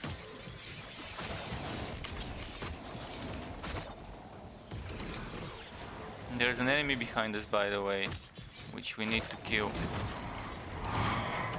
Because, yeah, we shouldn't let those untainted enemies stack, because sometimes I would skip them and then there would be like 3 of those at the same time, and it's just too much to deal with. Red chest, blue chest. No, it was either explosions or something else. And I rewrote 10 times to get this map, so it kept giving me bullshit modifiers.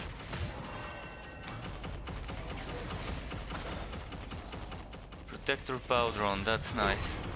We're not getting S plus anyways, but might as well try to get an S rank at least. And the chests are worth taking even if they're white ones on this map, because we can get those extra modifiers. Some good yellow items would be good.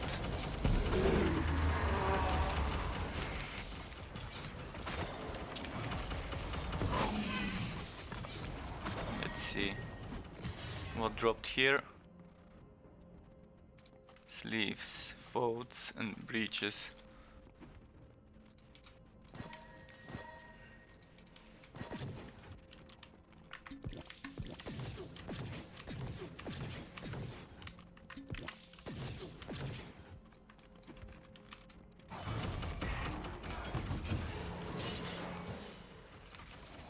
What's that? Another shadow blade. It's always the shadow blades.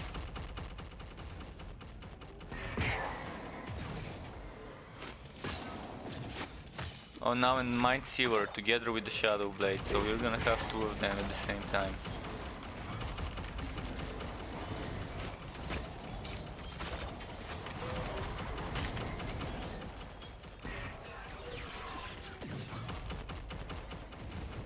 The fat one's easier indeed, because you can just stay away from him and kill him with turrets or with some ranged attacks, or just charge him and one-shot him.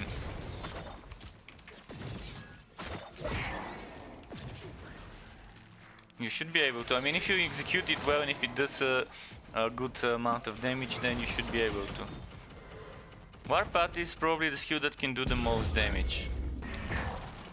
As a single attack skill damage, not as accumulated damage.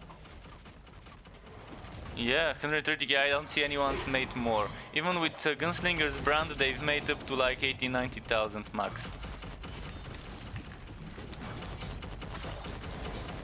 He had a lot of buffs, and he was in a party, so maybe he had buffs with the party members, but most likely he had a lot of min-max gear, and maybe some buffs from other players. I've only seen the video 2 times.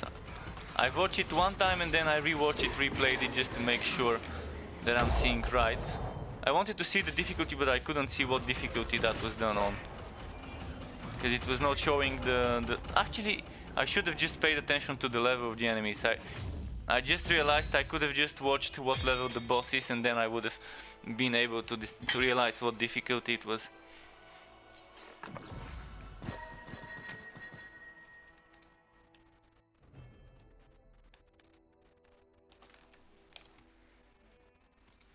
I closed it. I'm not sure what you're talking about.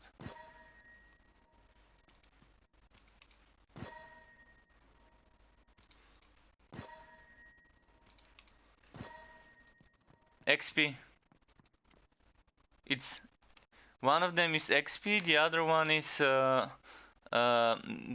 goat, and the third one is the orange thing is XP. We're gonna be power leveling with this. After we finish the story on launch, we're probably gonna be doing those runs to level up quickly.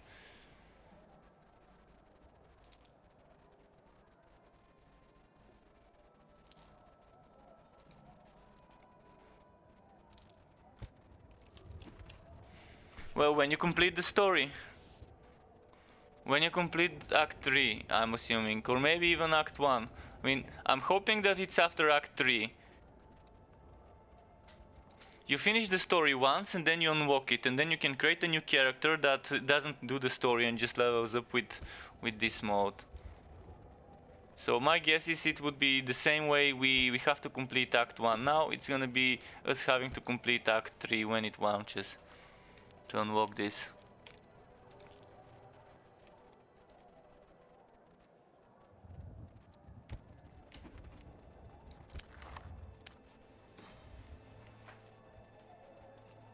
Curse chance. Curse chance. Damage is rent. Burn chance. Yeah, I like giving them damage, but it doesn't allow me to give them damage every time. Sometimes it gives me only resists or explosions or willpower and projectile damage.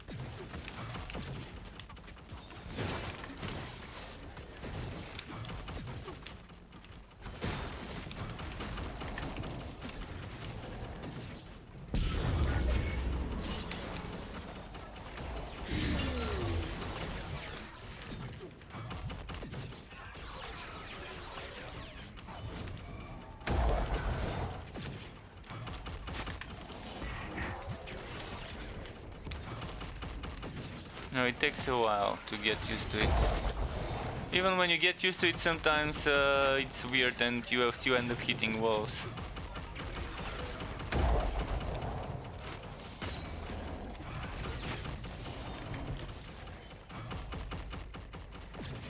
Because there's a lot of twists and turns and a lot of ledges that just give elevation, and you just hit an invisible wall with the elevation changing.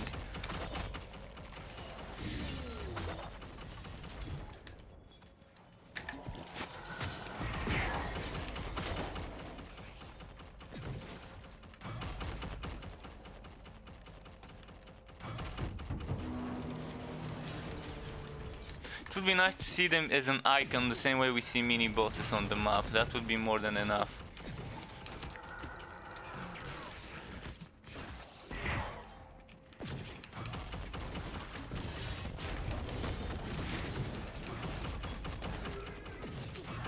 Well, with the spin to win, the thing you can do at least is you can just keep spinning, and if you're solo it's nice because you can get the kills and get the range. If you're playing with other people you might have problems with the rage, but a rage potion would fix this.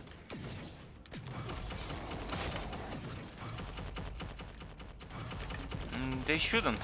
I mean, it doesn't need a nerf. It's not OP to need to nerf it. If they do, then that's gonna be weird, because I don't see why they would want to nerf something that works perfectly fine.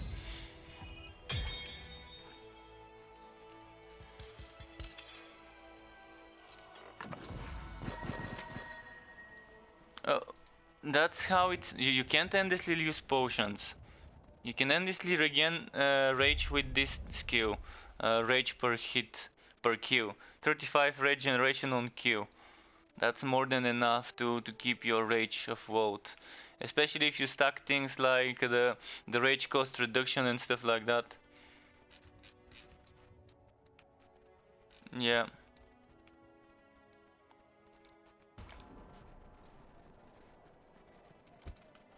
That's why it's not broken, because it's just you just need it for certain builds. You need that stuff. Nothing too fancy dropped.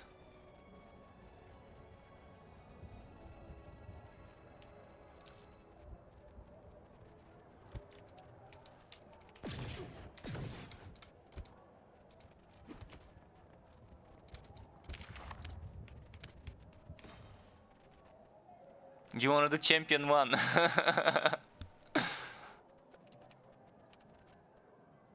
Well, if you wanna try it sometime, let me know.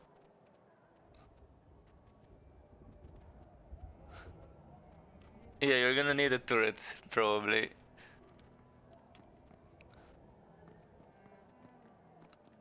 With a turret it's easy to do it. I mean, it's slow, but it's easy. You just spam the turret and stay behind it, make sure you deal. The only problem for me is the zombies that charge you. Or if I don't see a leap attack. If I don't see a leap attack from those... what's it called? I forgot the name. The bandits. The bandits that spin to win and leap attack. I forgot their name. Thugs. The sadistic thugs.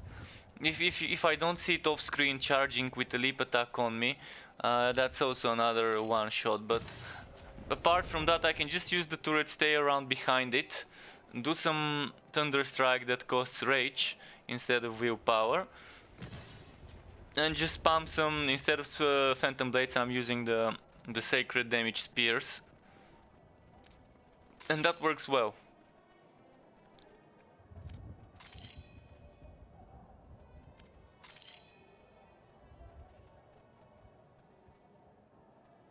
Oh shit, I have to give them toxic resistance, unfortunately. It was either this or two things we don't want to be adding.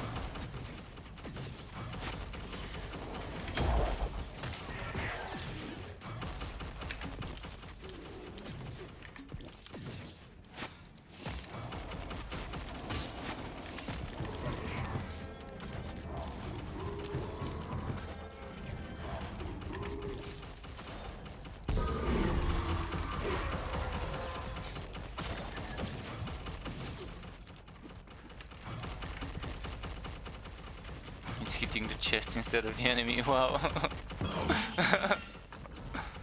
Let's see. What are those pants? Maybe they're good. Nope.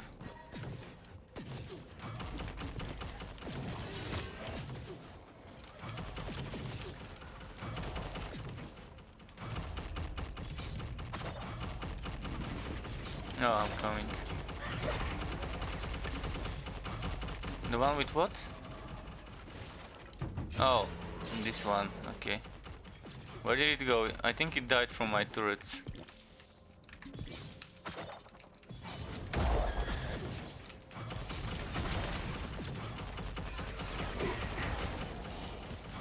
I had a turret somewhere there, so it's probably 2-3 shot him.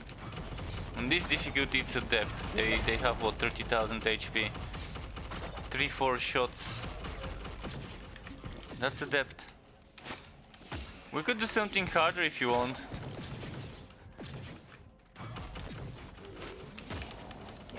Well, then we can do veteran 3 maybe.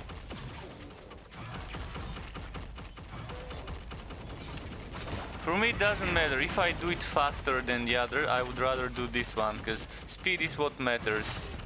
Do it fast means more wood at the end, means you can just have better chances of getting something good.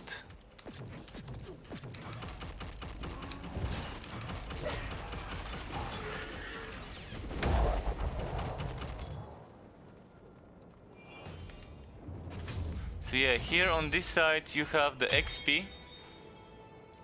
The orange one is the XP. Oh, 3 legendaries. A dagger. Bad dagger. A good but not really ring. And a helmet.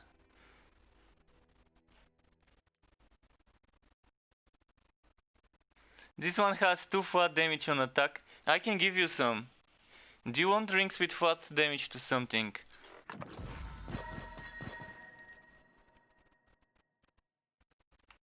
Something interesting, and that's impossible almost to get. It's like 1 in 100 probably chance. So you have to get like what, get 100 rings, then maybe you can get one of those. It's not easy. That's why I'm not even bothering to get this, because what's the point of trying to min-max a build for what, 13 more days until they close the offline only mode. So we got 13 more days, then they close the offline only, and then we're gonna have 2 more weeks until the launch, but with offline only. Oh, 7 damage per 100 unspent rage points armor. Mine is currently with 5. But this one is only 1 socket, so... and it's 4 shield. And it's 4 shield. Of course I do. I barely have any. If I lose that 300 HP, I'm gonna have less than 1500, like 1400. And that's gonna be 1 shot from the single... From that enemy that puts me in the air. That's gonna be 1 shot. Otherwise I would be able to survive it. I'd rather not die and get better wood at the end than die and do a bit more damage. Do I really need that much damage on this difficulty? Definitely not. In this difficulty it's all about speed. Let's do veteran 3. It's still not too difficult. Let's give them... no, I'm not gonna do this. Let's try again. Veteran 3. Okay, giving them whitening, no, fire damage. Then let's give them weak enemies. Then let's give them toxic damage. Cursed chance. And... well, movement speed is not too bad. Movement speed actually helps me if I'm doing a train, to get them to follow me. Now those enemies I can just kill them around here instead of stopping there to kill them. They would have followed.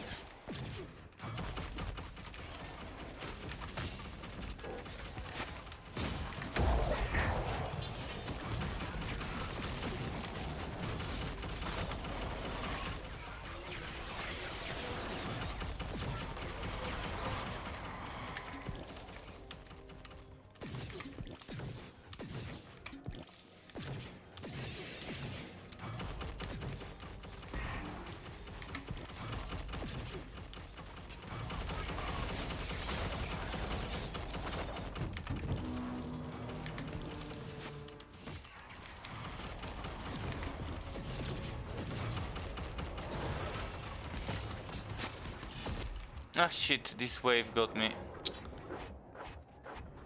Oh GG. Oh GG. Yeah, we split too much. Well, I'm trying to catch up, but there were enemies that you didn't kill, the ones that spawn when you kill the others. Make sure... Yeah, but if I don't kill them, I can't move. Because they're on my way most of the time.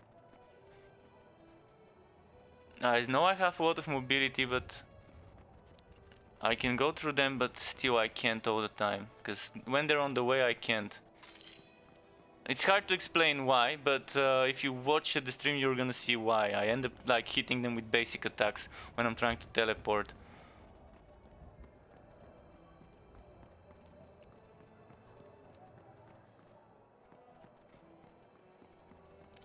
Yeah, and if we kill them, it fills the bar quicker anyways.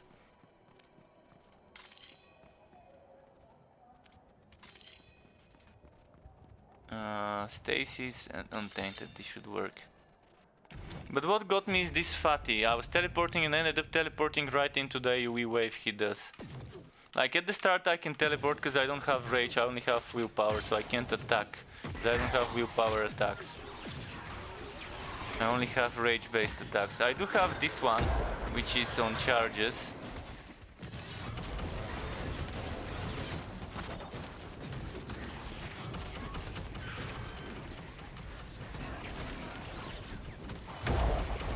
And now I'm out of willpower. When I end up doing my initial setup, then I run out of willpower quickly. But I use willpower potions for this, so I can move. That's why I'm using the willpower potion, so I can do maps faster by teleporting. So I'm leaving the elites so you can warp at them. That's normally why I skip the elites, but I'll be killing the enemies. What I do is I leave the turret and teleport.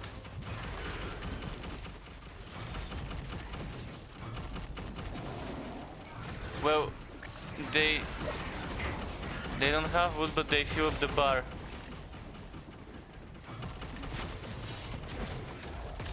Yeah, I'm just leaving the turret. I'm leaving the turret, and you can warp at them and kill them if you want. But I'm just leaving a turret around them and teleporting. It's faster that way. If we have builds that can move without killing the elite, it's nice.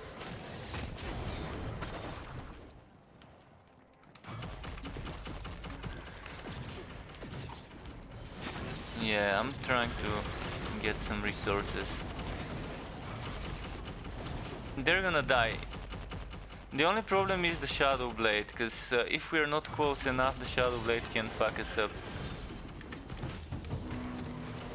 And it might happen at the same time when I don't have willpower to come back, or when you don't have warpath to come back. See, this one did just died instantly, like few attacks. And here's the boss already.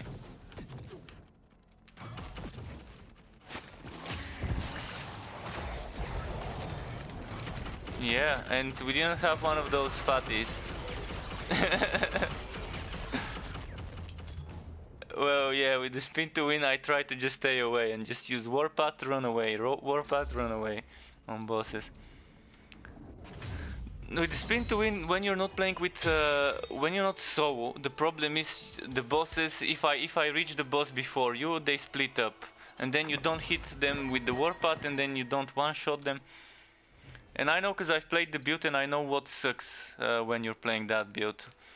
It's easy with solo because you know there's no one to mess up with your strategy, but then when you're playing with others, you see what happened. I ended up attacking first.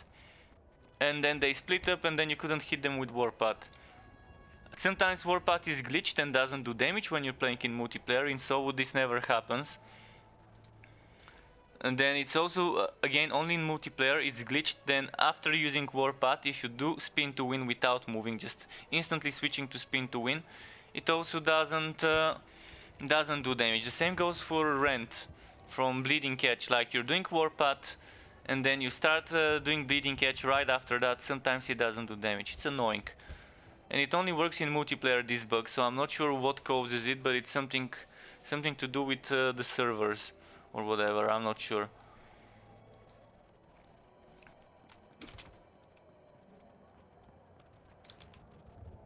You gave me one with 32 and 19 cost reduction.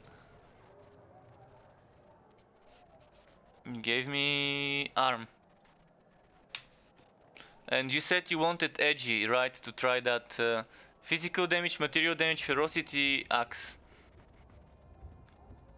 Let's see which one I don't need. Well, this one here. Slightly different. Let's see if I've got another one just in case. Do you see any other uniques on my inventory that I have double of and you need them?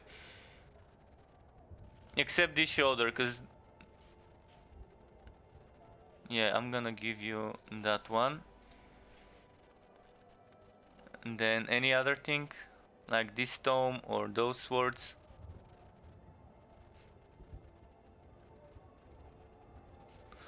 Those I need because there's two of them and I wanna try something with them. I can give you James Towtail, I can give you this Whitening Two-Hander if you wanna try it.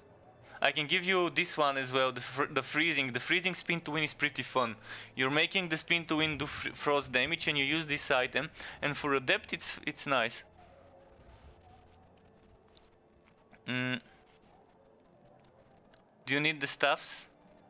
Do you need the stuff? I think it's better to stack 2 fire or 2 ice swords instead of stacking both of them. But it's nice, additional damage against frozen, additional damage against burning, so they're meant to be played together.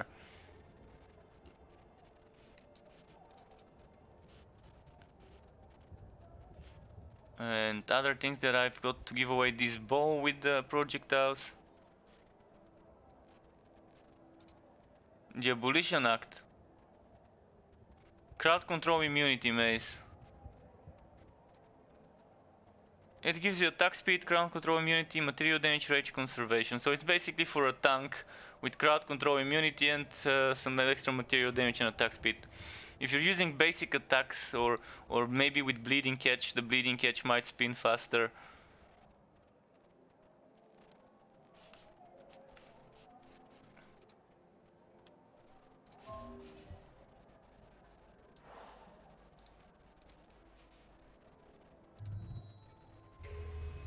You're welcome.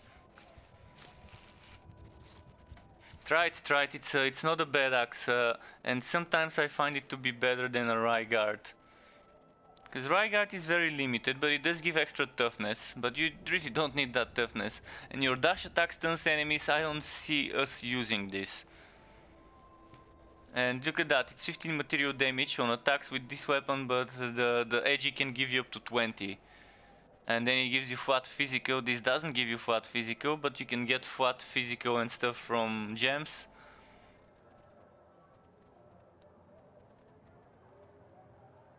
What do you mean?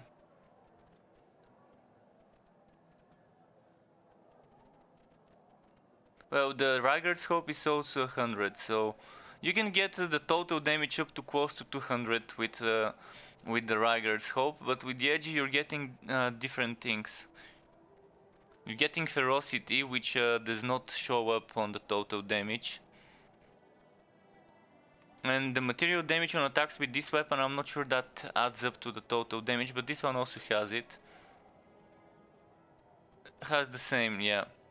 The other one has toughness, and for easy content you don't need the toughness. But for easy content it doesn't matter which weapon you use. Even if you use a shitty yellow triple socketed, it's still gonna be enough.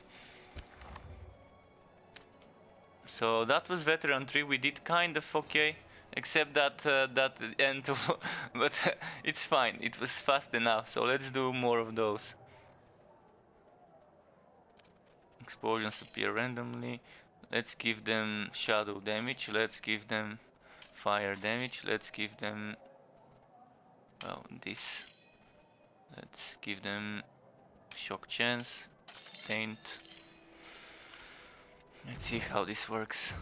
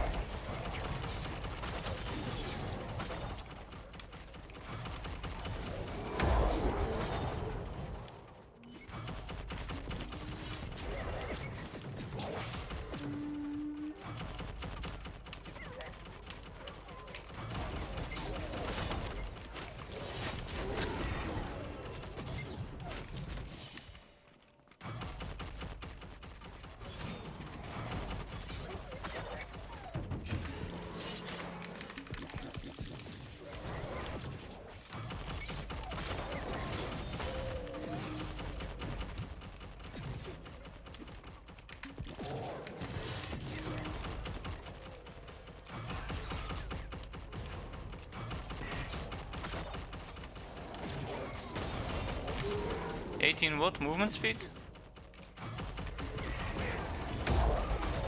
No, I've got 47. I'm not sure why it's Frankfurt. I normally get Amsterdam.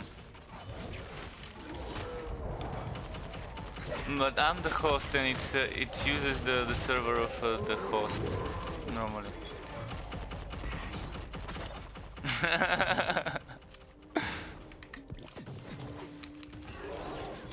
Oh wait, out of combat. Well, there we go. I went back and forgot to put a turret. Well, that's it for this run.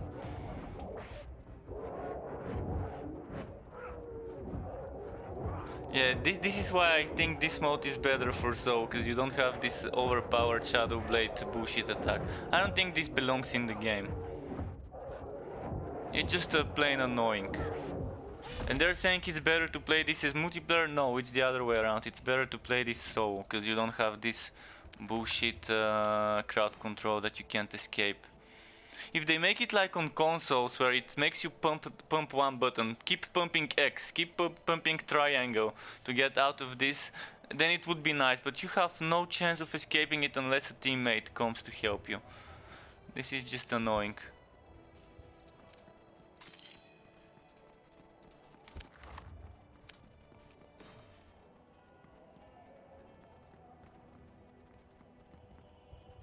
For what? Well, don't worry, we will have some stuff to do with it. It would be nice if they had some sort of gambling maybe, or maybe enchantments or something like that. Although I do like the current socket system and I think that should remain. If they add another layer of upgrades, maybe that's not bad, as long as it's not too much RNG on top of RNG. Like something where you can pick exactly what you want would be nice.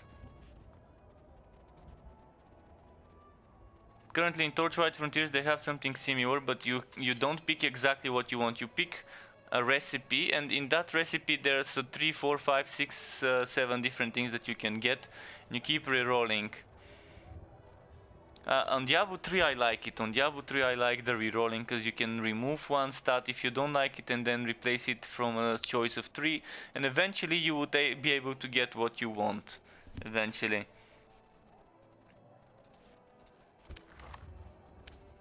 Let's do 4. Let's give them damage. Let's give them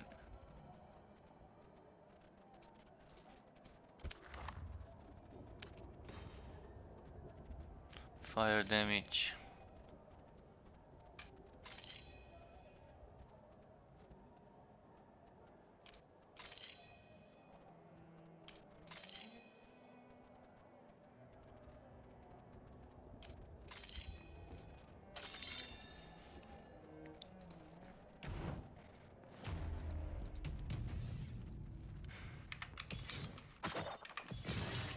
Why do you need the extra damage?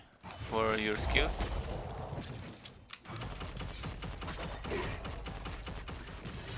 Weakness is nice indeed.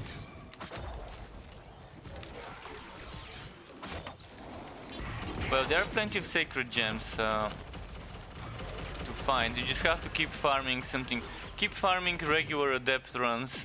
Maybe even do one boss leave and come again. Do one boss leave, come again. On a regular run. But with the spin to win you can easily farm gems. I mean, that's probably the fastest one you can do. Okay, Shadow Blade. Shadow Blade is the annoying one. The one that you can't escape.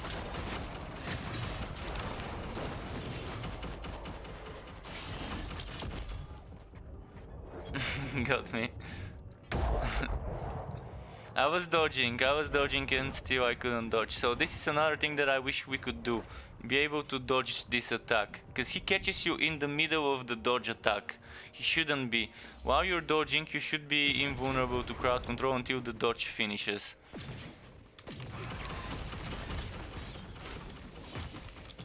On this enemy, you're just basically... It's the easiest enemy to do on spin to win. Because you're just basically spinning and standing behind him. You don't even need to be far away. You just need to keep spinning behind him. He can't hit you from behind if you're spinning behind him.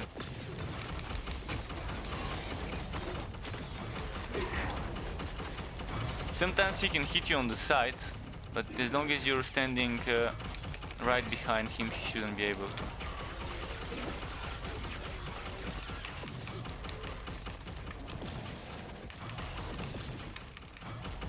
And my turret is not focusing the correct target, so not much I can do if it's attacking some little zombies instead of this guy.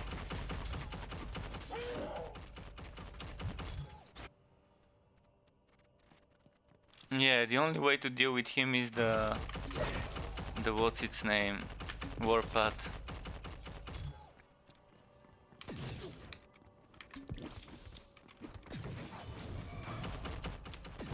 Now I don't have rage, so I'm gonna have to wait a bit before I can do anything.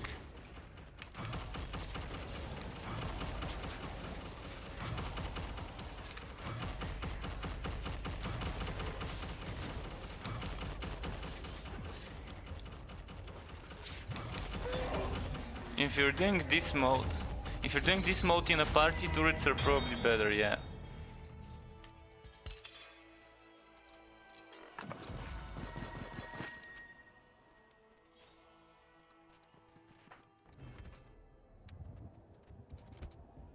I'm gonna go take a quick toilet break to take a leak, and then we can do some more of the other mode, because at least there we're getting some stuff with the uniques. And you still have uniques you need, I have uniques I need to just keep experimenting, so be right back.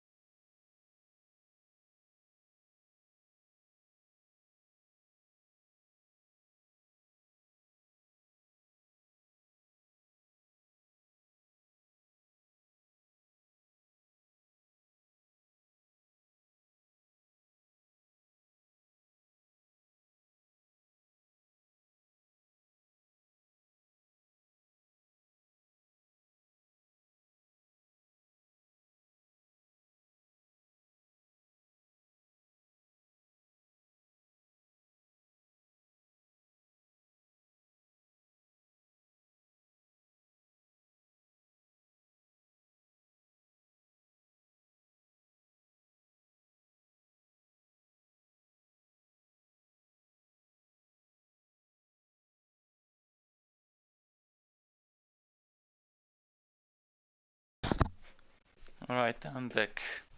Just gotta stop this BRB screen quickly and stop charging my mouse. Let's see now. Alright, I'm ready.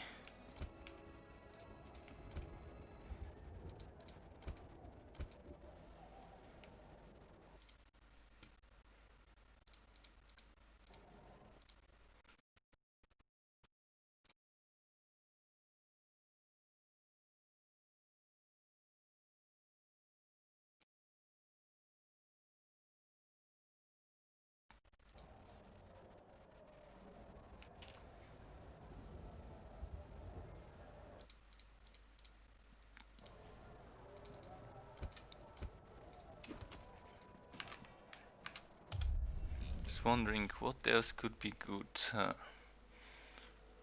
for the build, for the ailment setup, rather the ailment damage for the pure ailment.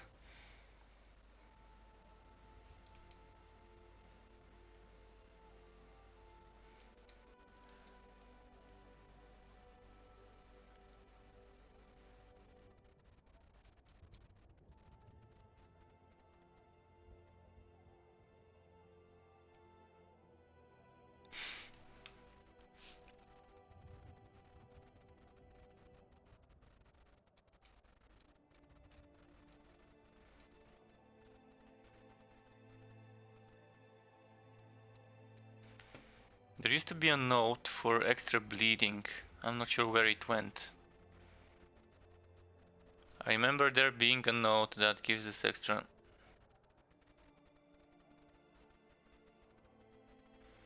This one, probably that's what would be.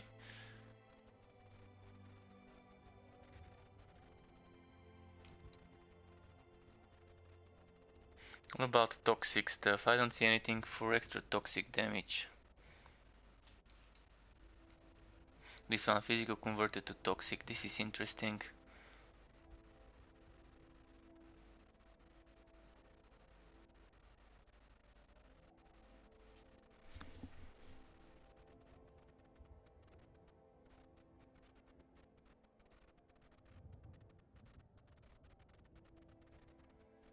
Wondering if there's a setup with this clandestine execution that might be nice. Clandestine execution. This can go up to 35 extra damage.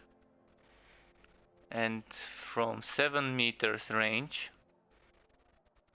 it becomes 4 meters range.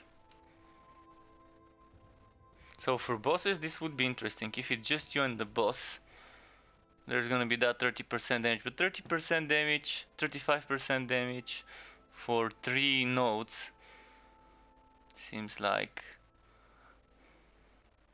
yeah, it just doesn't seem cool.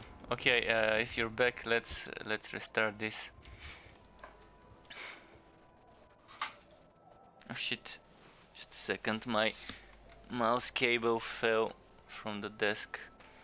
Just need to quickly grab it and twist it around my monitor so it doesn't fall.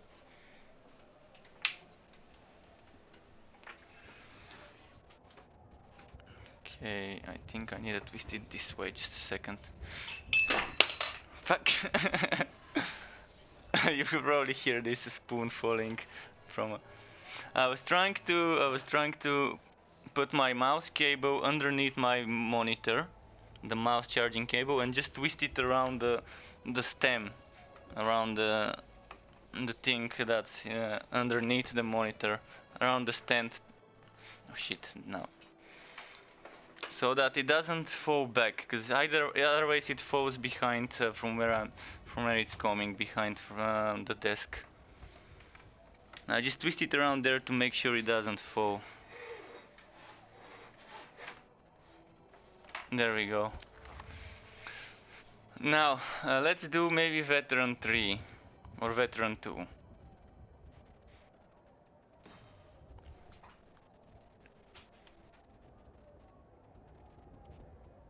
Shock chance, damages fire, damages frost, damages rent,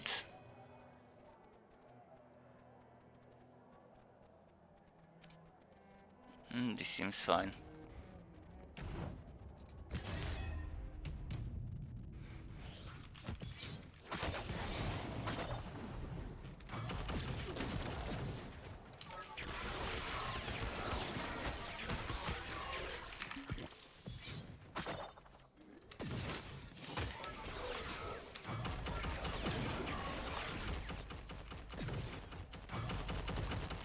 Yeah, that's the thing, after Warpath you need to move a bit before using a skill.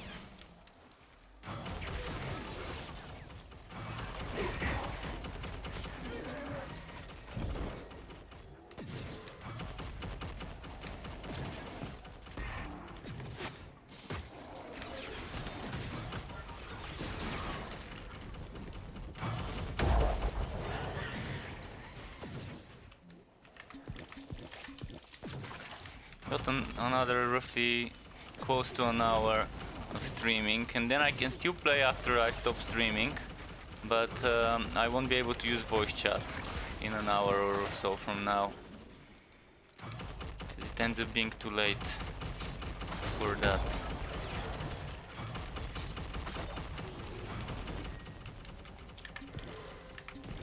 Oh, I'm probably just gonna go and rest after an hour after my stream.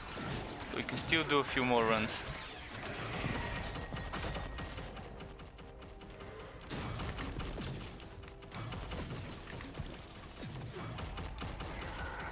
Let's see here, some buff. So you said you need stones for sacred, right? Do you remember the name?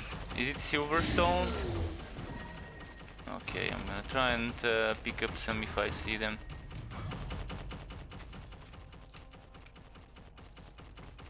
Oh, okay.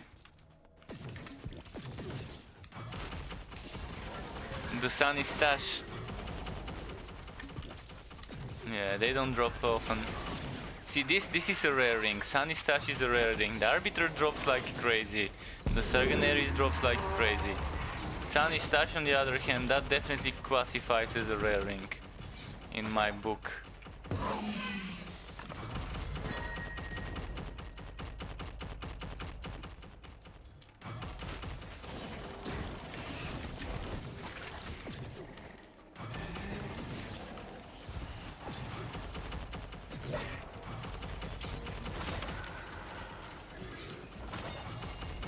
Something dropped. Genesis. Nice, this is what I wanted. Health and no resistance and force shield. Wow. This is the helmet. Bulwark of Down and AoE shadow damage. Okay, this is something I want to make a build around. Tomorrow I'm gonna be experimenting with this. Although tomorrow will be my Borderlands 3. I will be streaming some Borderlands 3 tomorrow, because today they started an event with increased drop chances. I want to see how much better it is.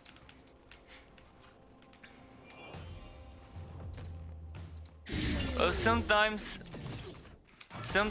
I just 2-3 shot them.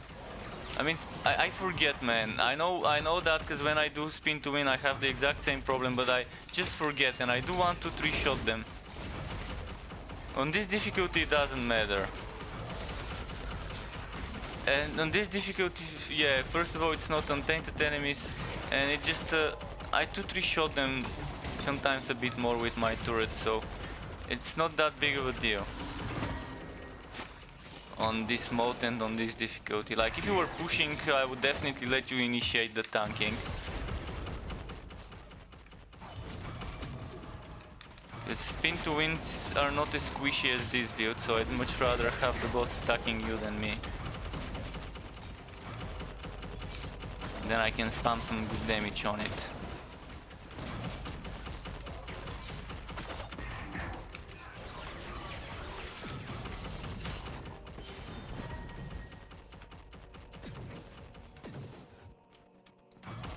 You can see it's 8 levels plus at the moment. So that means we started the Veteran 2 with 7 levels plus.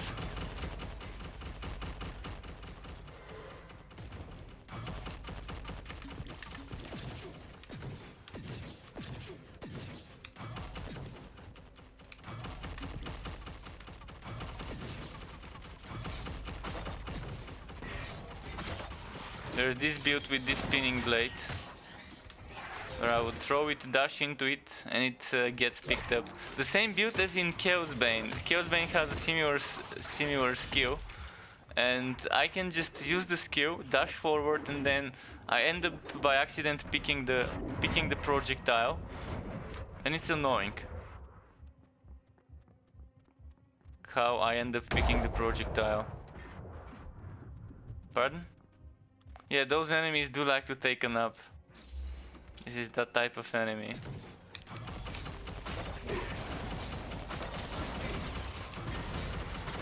Silverstone, there we go, found one.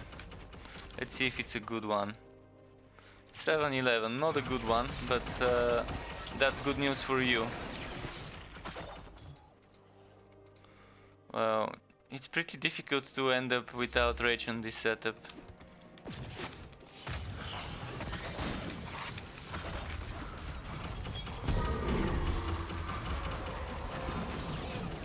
But since we are playing in a team, I can understand why you can't get enough rage, because my turret is getting the kills, and you can't get the 35 rage on kill to proc.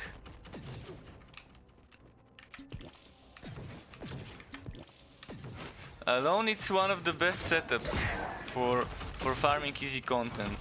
In a team, it's kind of annoying sometimes to play this build, because you just can't keep it up as much as you want.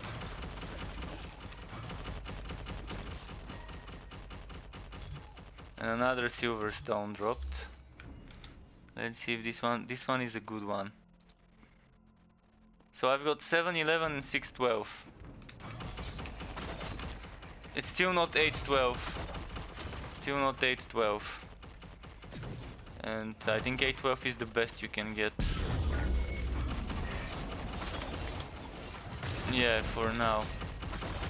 Yeah, they might add new tiers. They might add new tiers of the gems. Currently we only have 2 tiers of gems. They didn't mention anything about gem tiers. They only mentioned item tiers. And currently the best items at the moment I think are level 60. I think that's the highest item tier, level 60 or 60 something. I need to check it, like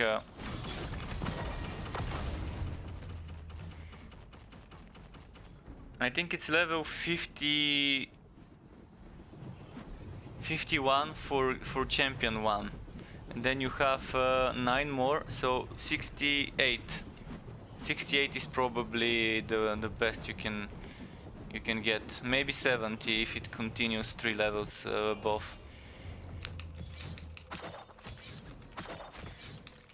And once the game launches, we're probably gonna have level 140 enemies. That means level 140 items would be the final tier of gear, most likely. If that's what qualifies as the tier in the game. It's still unclear for me what is considered the tier. Is it the stars? Is it the rarities? Is it the item levels? My guess it's not the rarities, but it could be the stars. It could also be the levels.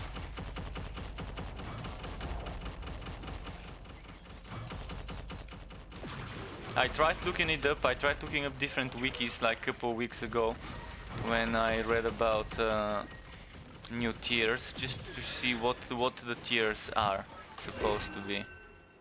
Something dropped, oh, legendary. A pistol, let's see if it's any good. Bullshit.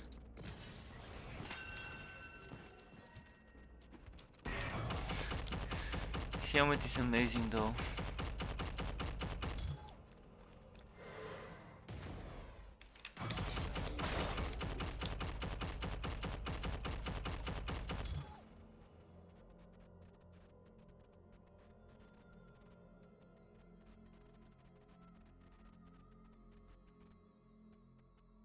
I'm gonna try playing with this one for a moment. With this helmet. With the Genesis helmet.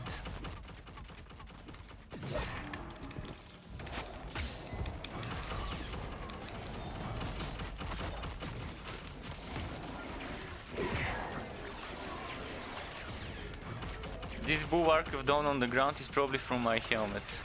Unless you cast it.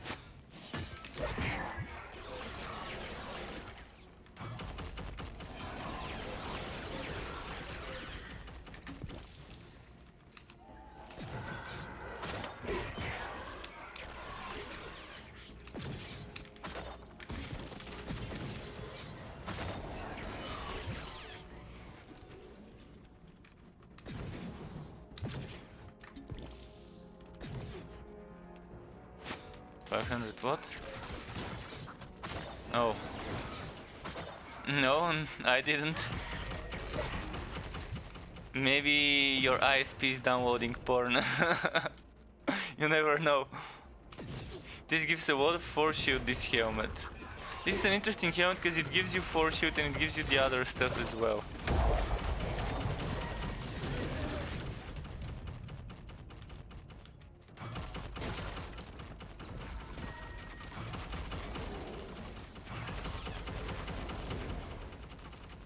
Yeah, hitting him sometimes doesn't work. And even if you hit it, it doesn't do damage and then wasted skill. And then you end up being next to the boss without many means of escape. Thankfully you have stamina at least.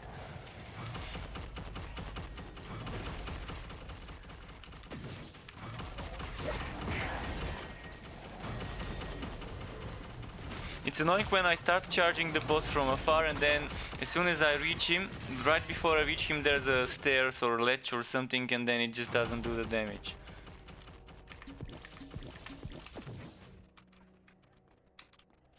Let's see, here and here. I'm not having luck, man. It's something with your provider on your end.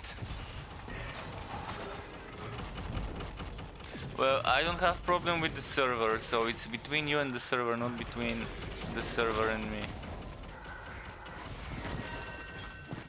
Well, sometimes it happens, man. It might be 1% of the time, or 0.001, and it still sometimes happens.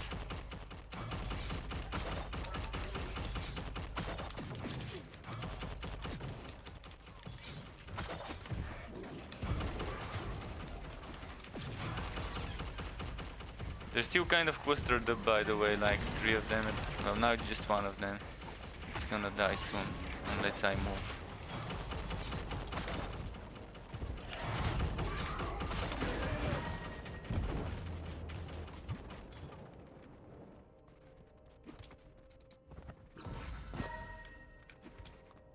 Yeah, it takes some delay, so you have to be wise when to use them.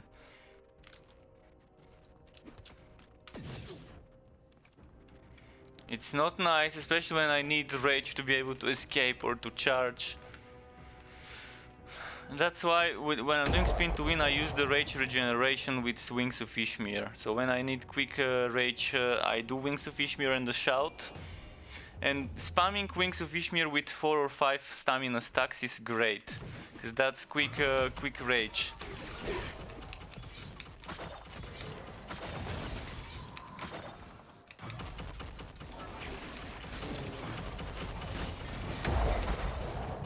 And it's nice not having it on a cooldown. That means you can use it at any time to escape.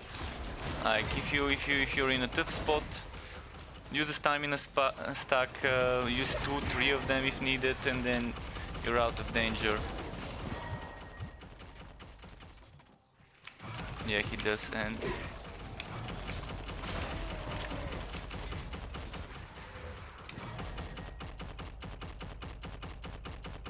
Those zombies, the speedy zombies, they're so annoying.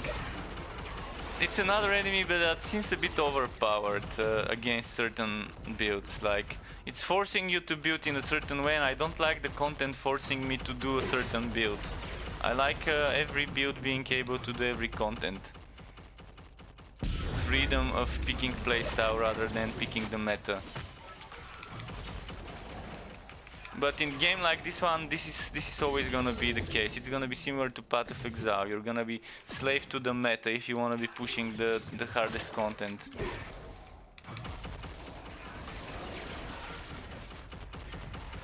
Because if they balance this game perfectly, that's gonna be great. But I don't see them ever being able to balance every build being as viable as another one. It's just impossible. There's always gonna be a chance of making a trash build if you take the wrong passives or if you take the wrong items. The game is designed in such a way that it's super easy to make a trash build. The harder it is to make a good build, the easier it is to make a trash build. And in this game, it's gonna get even harder now with the introduction of the new skill tree. I like that there's a limit though, a limit of how far you can push. Like Champion 9 being the limit, hopefully it would stay that way. So that way people can just stop competing if there's a competitive mode, which hopefully there wouldn't be. Because in Jabu, you know, there's endless paragons and endless rifts. Here thankfully they don't have something like a paragon level system that's endless. And the expeditions do have a limit, or whatever it's called, this one that we're doing.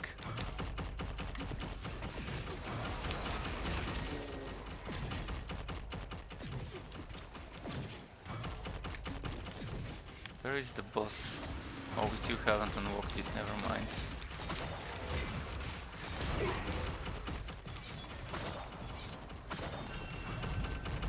Master Rook, Bassinet. No room. I've picked up some blue shit. Oh, cool damage ring. Nice.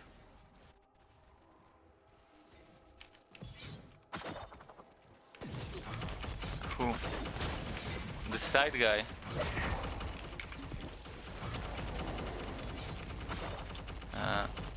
Let's see.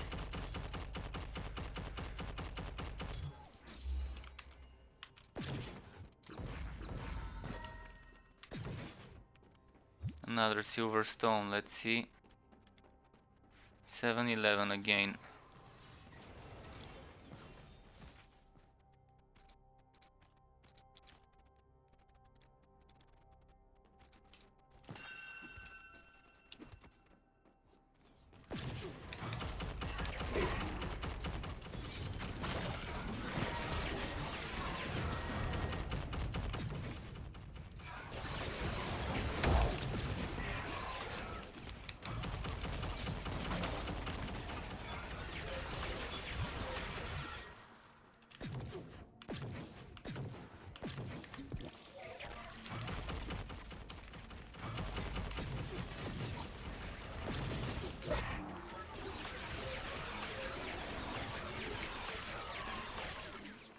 Yeah, this happens, man.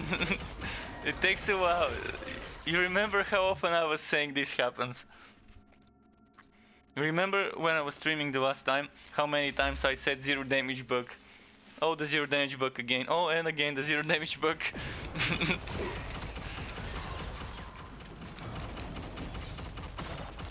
Are annoying, yeah, and you really need the spin to win to deal with them.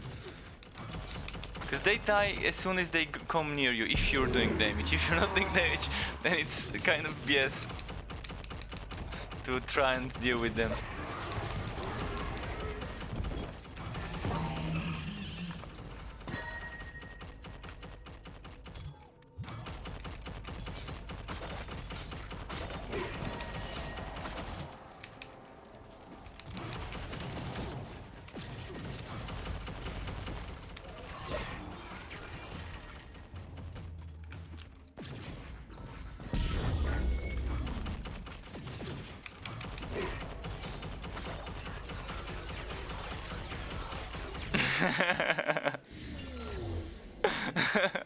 How much is your HP? And the force shield?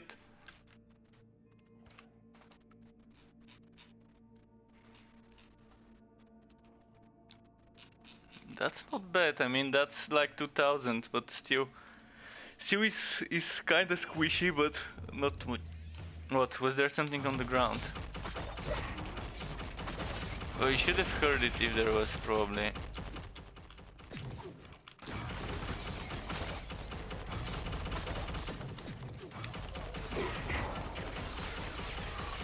I'm not seeing this proccing much though. This helmet stuff.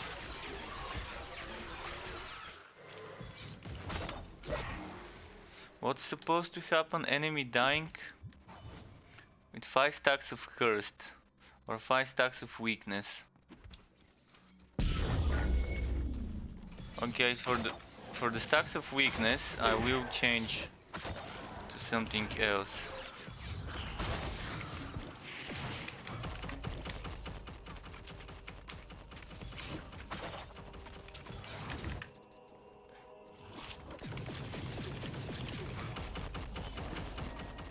So I'm gonna change to Arctic Spear for stacks of weakness, just to test this.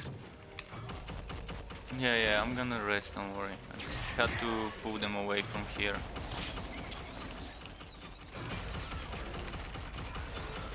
Are you somewhere near me? Once I'm out of combat, you should be able to rest. Like any time now.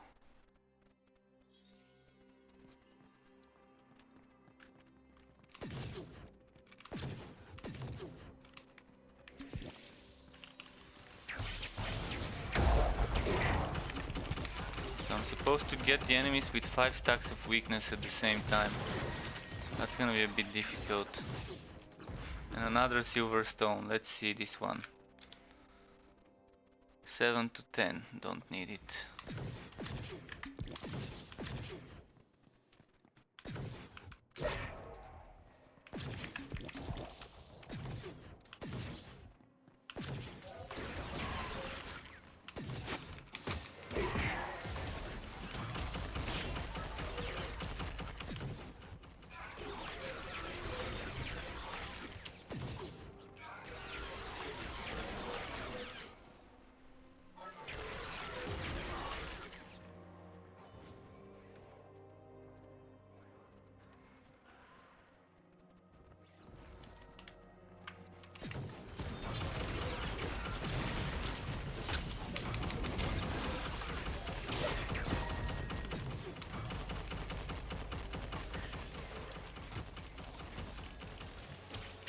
Yeah, it happens, man. I told you, it's pretty glitchy, and sometimes a warpath wouldn't do damage. Sometimes right after using warpath, the next skill wouldn't do damage unless you move.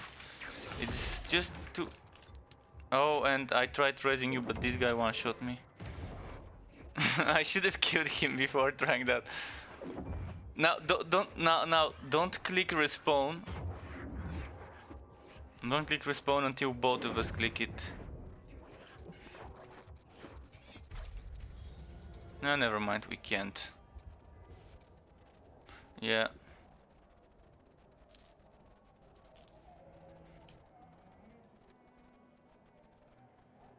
This cold damage ring is tempting. 106 HP, 26 cold damage, frost damage to spells, whitening damage to attacks. But the base is kind of a bad base. Still gonna probably keep it.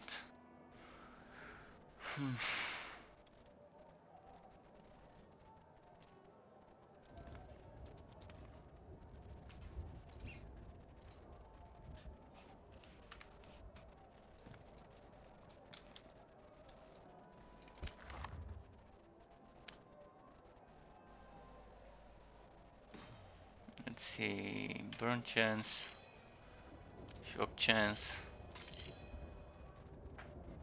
extra damage.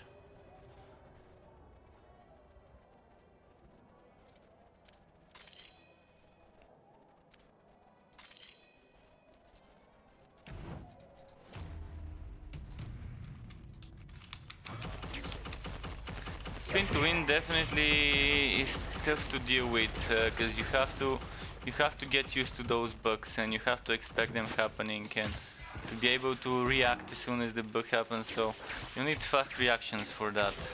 And not because of the build itself, because of the bugs.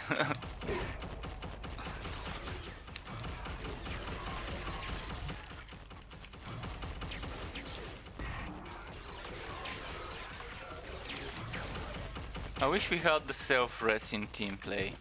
The ability to res yourself the same way as you do in solo, but when playing in a team.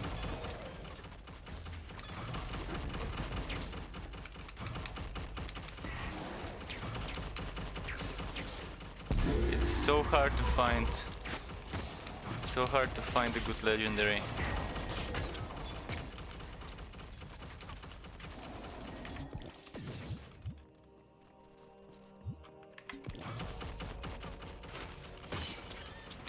All I care about is 3 FWAT and 3 sockets. The rest is just bonus, which is good to have it with good stats, but it won't be the end of the world if it doesn't.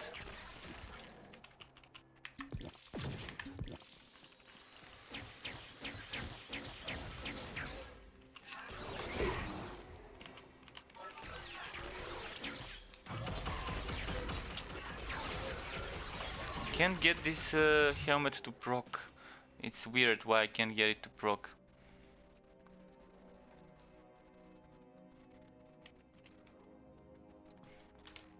It's supposed to do a bulwark of down when I kill an enemy with 5 stacks of cursed. Actually, I don't even need to kill it. I need to afflict it with 5 stacks of cursed, and then if I afflict 5 stacks of weakness,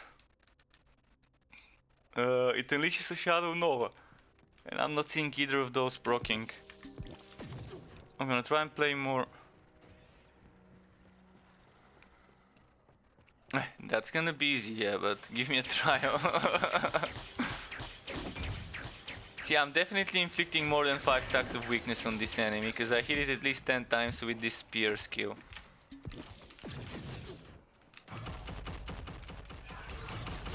And with my shadow skills, I definitely do more than enough of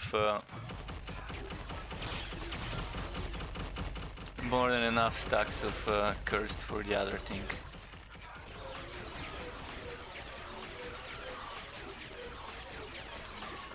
But yeah, this trial just doesn't want to drop for me.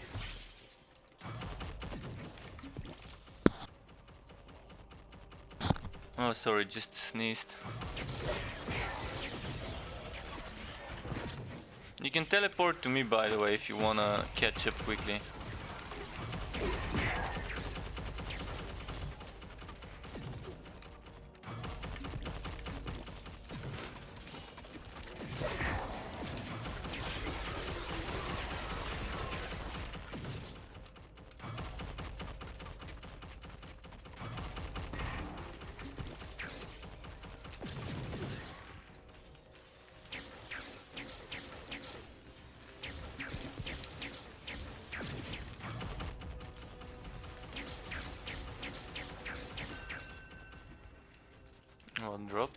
executioner.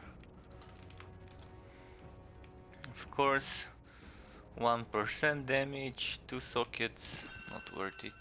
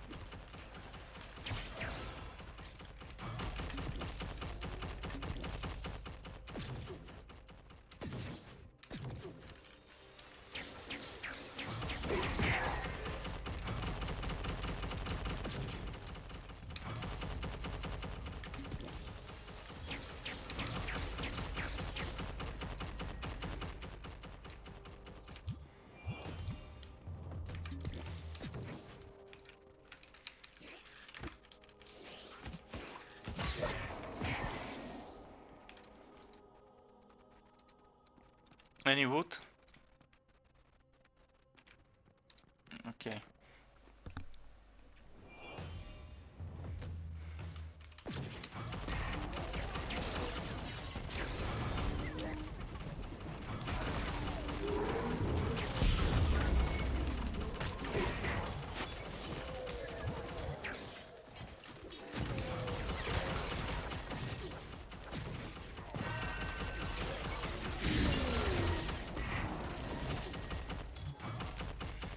Boots, let's see those boots. Yeah,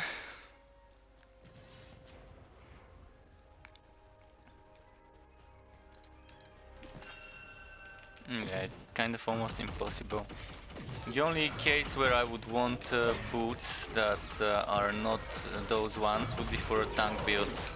Where I would want something with incredibly high amount of fall resistance, material resistance. Well, I don't think it can drop as physical, but material counts as physical.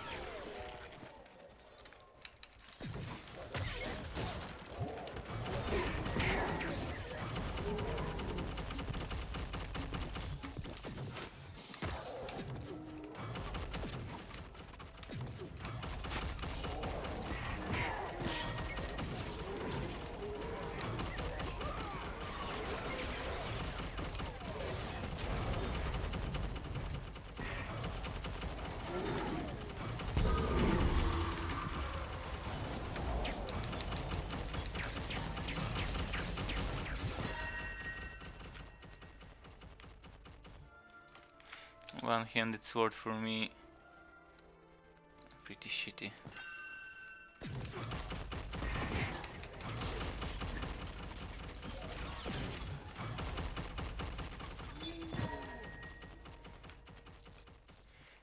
Almost time to get the boss.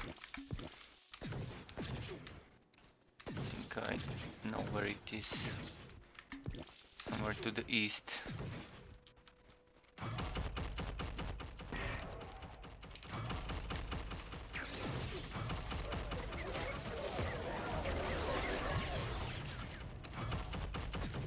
This to the west, spin to win, warp out the rest.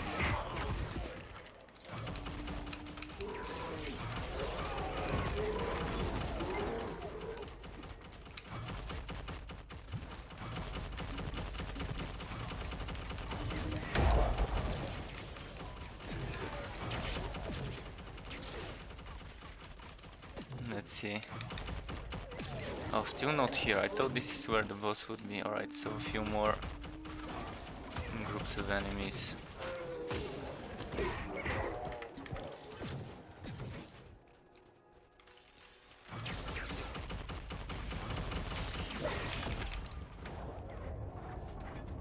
and the turret almost killed one of the enemies, so you have only one boss to deal with.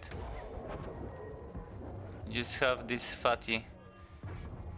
Yeah, he pulled me. My turret got him pretty low and killed the other one, but this one was kind of, yeah. The insta one shot. I didn't see that it was this one, I thought it was another one. The other one's easy, in the, what's it called, the ice one, I forgot the name, the Guardian. If I saw it was a pulling one, I would have gone behind him and used the turret there. But it's easy, those are, if you see them on time, if they didn't have such a huge range of the pull, I could just quickly teleport behind him and spawn a turret there and then be done with it.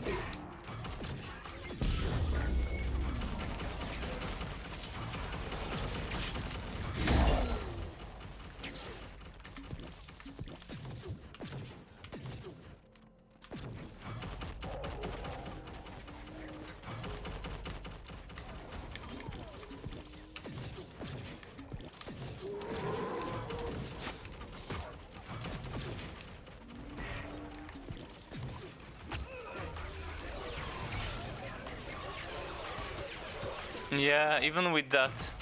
I've never tried it with that, but when you get the speed boost shrine avatar, it's even faster. Then it's harder to even control it. You can't even control this Q after that. Because it's gonna be hard, yeah. And it's pointless. You don't get damage based on movement speed from what I know. If we do, then it should be written somewhere, but yeah, so far I think maybe distance traveled increases the damage without saying it does. Because sometimes it does a lot of damage, sometimes it doesn't. And that's to a single enemy. My theory was the skill I was using that gives me damage based on how many enemies are nearby was what gives me the damage when I pass through enemies. But sometimes I've done a lot of damage without passing through a single enemy. So this got debunked, this theory I had. So it probably is distance traveled that increases the damage.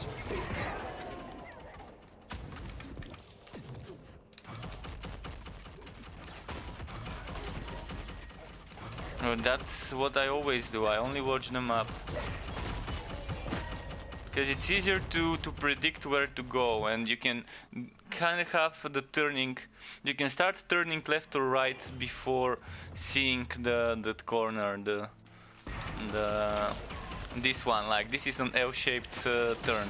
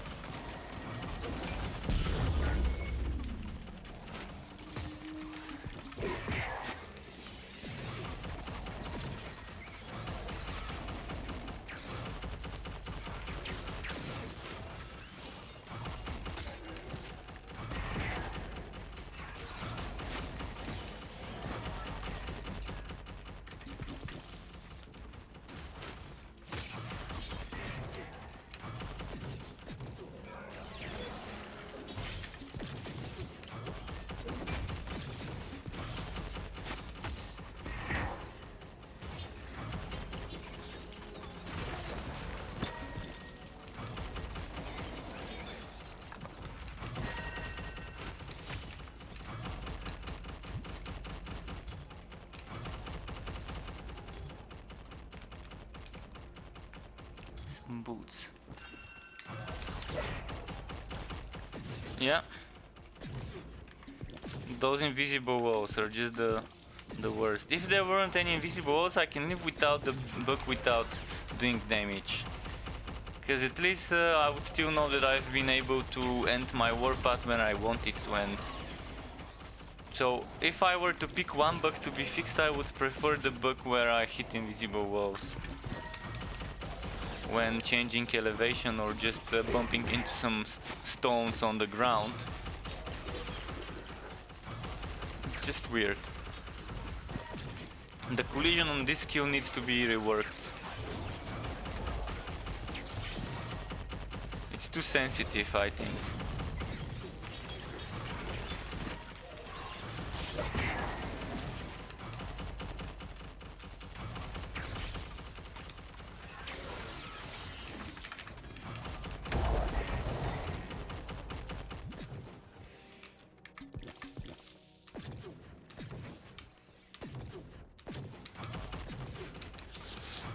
Okay, it's a demon.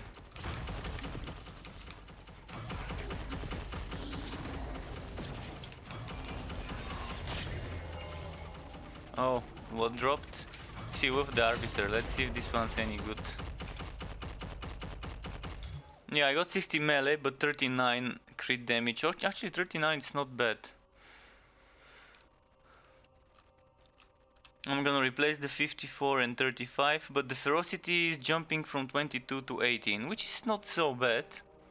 It's not so bad. I've got 23 and 22, but I'm gonna replace the one with 22 for extra 4%. So losing 4 ferocity for 4% crit damage might be okay.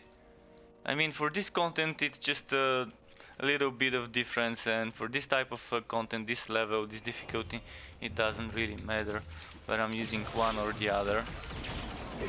And since I'm not gonna be pushing much. But yeah, with this build I was able to push last night to champion 1. And I can probably push even further. It just takes so long to sometimes do some boss fights where I need to keep kiting and applying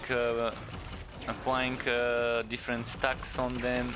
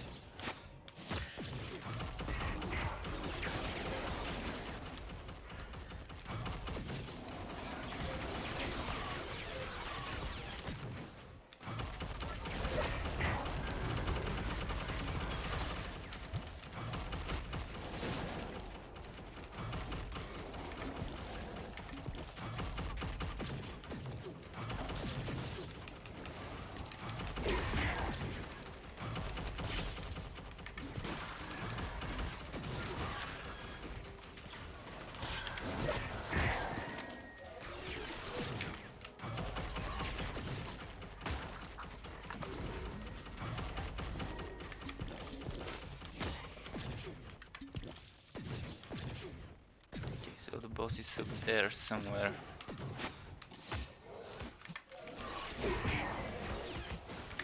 Ah, fuck. There we go.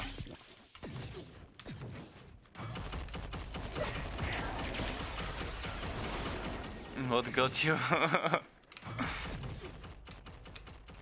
Oh, the Spreer. You can one-shot those. Just run away and then come back.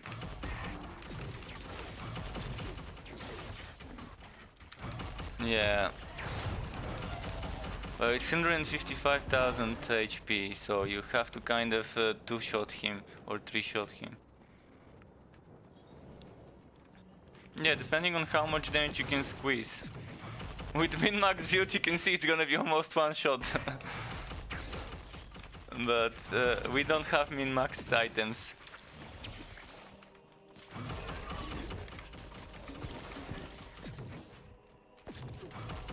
The boss is one of those, by the way, so keep that in mind. The little guys are dead, so just him.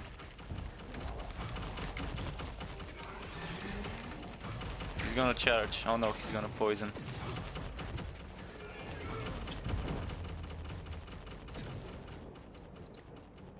Any wood?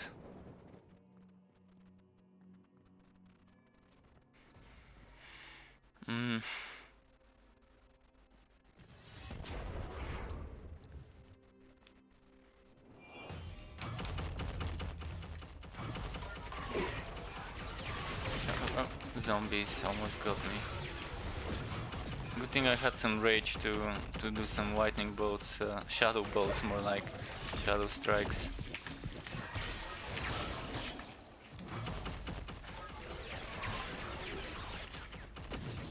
Plain annoying.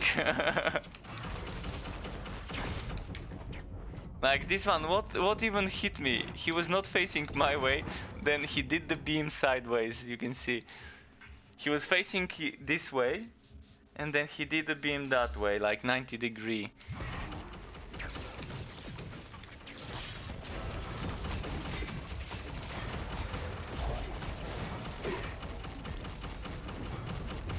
When I do this level, when I was doing this level, when pushing, this was my 6th level, so the one that unlocked me Champion 1 was this one, and I was like, I probably took 8 or 9 minutes to complete it, to complete the final one before Champion 1, because I was just spamming turret, doing a bit of damage, spamming turret, doing a bit of damage, taking it slow, because sometimes there would be zombies in front of you and then the enemies would spawn zombies behind you and ambush you.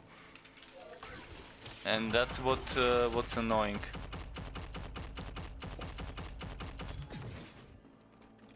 You almost fell through the ground. No, on my screen your character when resurrecting fell through the ground until the waist and then went back up.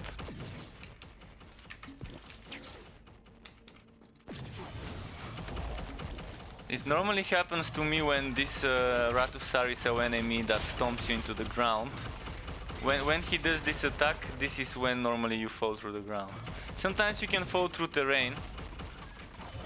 Ah shit, my pet just woke up and...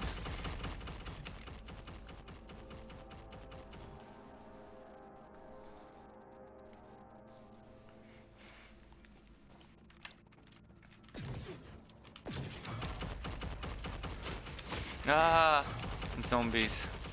I'm gonna push back a bit for those, just to make sure I don't die too. Is it all dead here? Okay. Ah, fuck. Shit. those cancer zombies.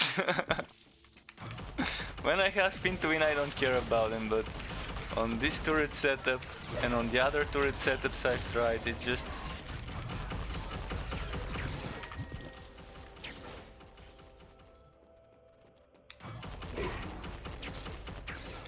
Yeah, Champion 9, one hit from those and it's over. Unless you have shit tons of all resistances.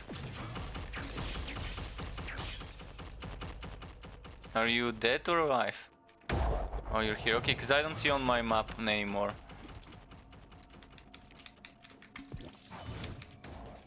And now I don't have rage, so I'm gonna have to wait a bit. Okay, finally.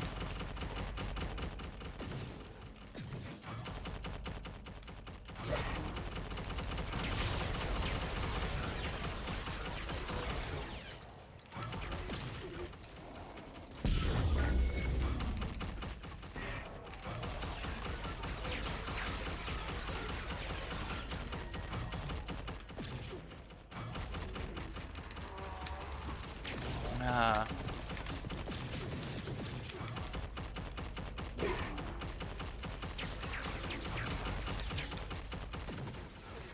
they die? I think they did, okay. It's hard for me to tell now where you are, so I'm just trying to... and that's it. That's it.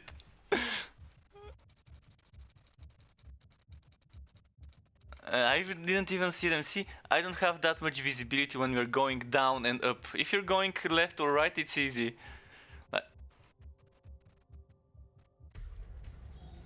Exactly, that's normally how I do it. But I didn't really expect them to be here. Honestly, I didn't expect them to be that close to the previous group we killed. Well, that's gonna be it for me, because it's already 12:36. Thanks for you for teaming up with me. Thanks for everyone that was watching for tuning in. Keep it cool, folks. Until next time, tomorrow I will be doing a bit of Borderlands, maybe something else, but with Borderlands for sure, to test the new drop rates of this limited event. Keep it cool and goodbye. See ya.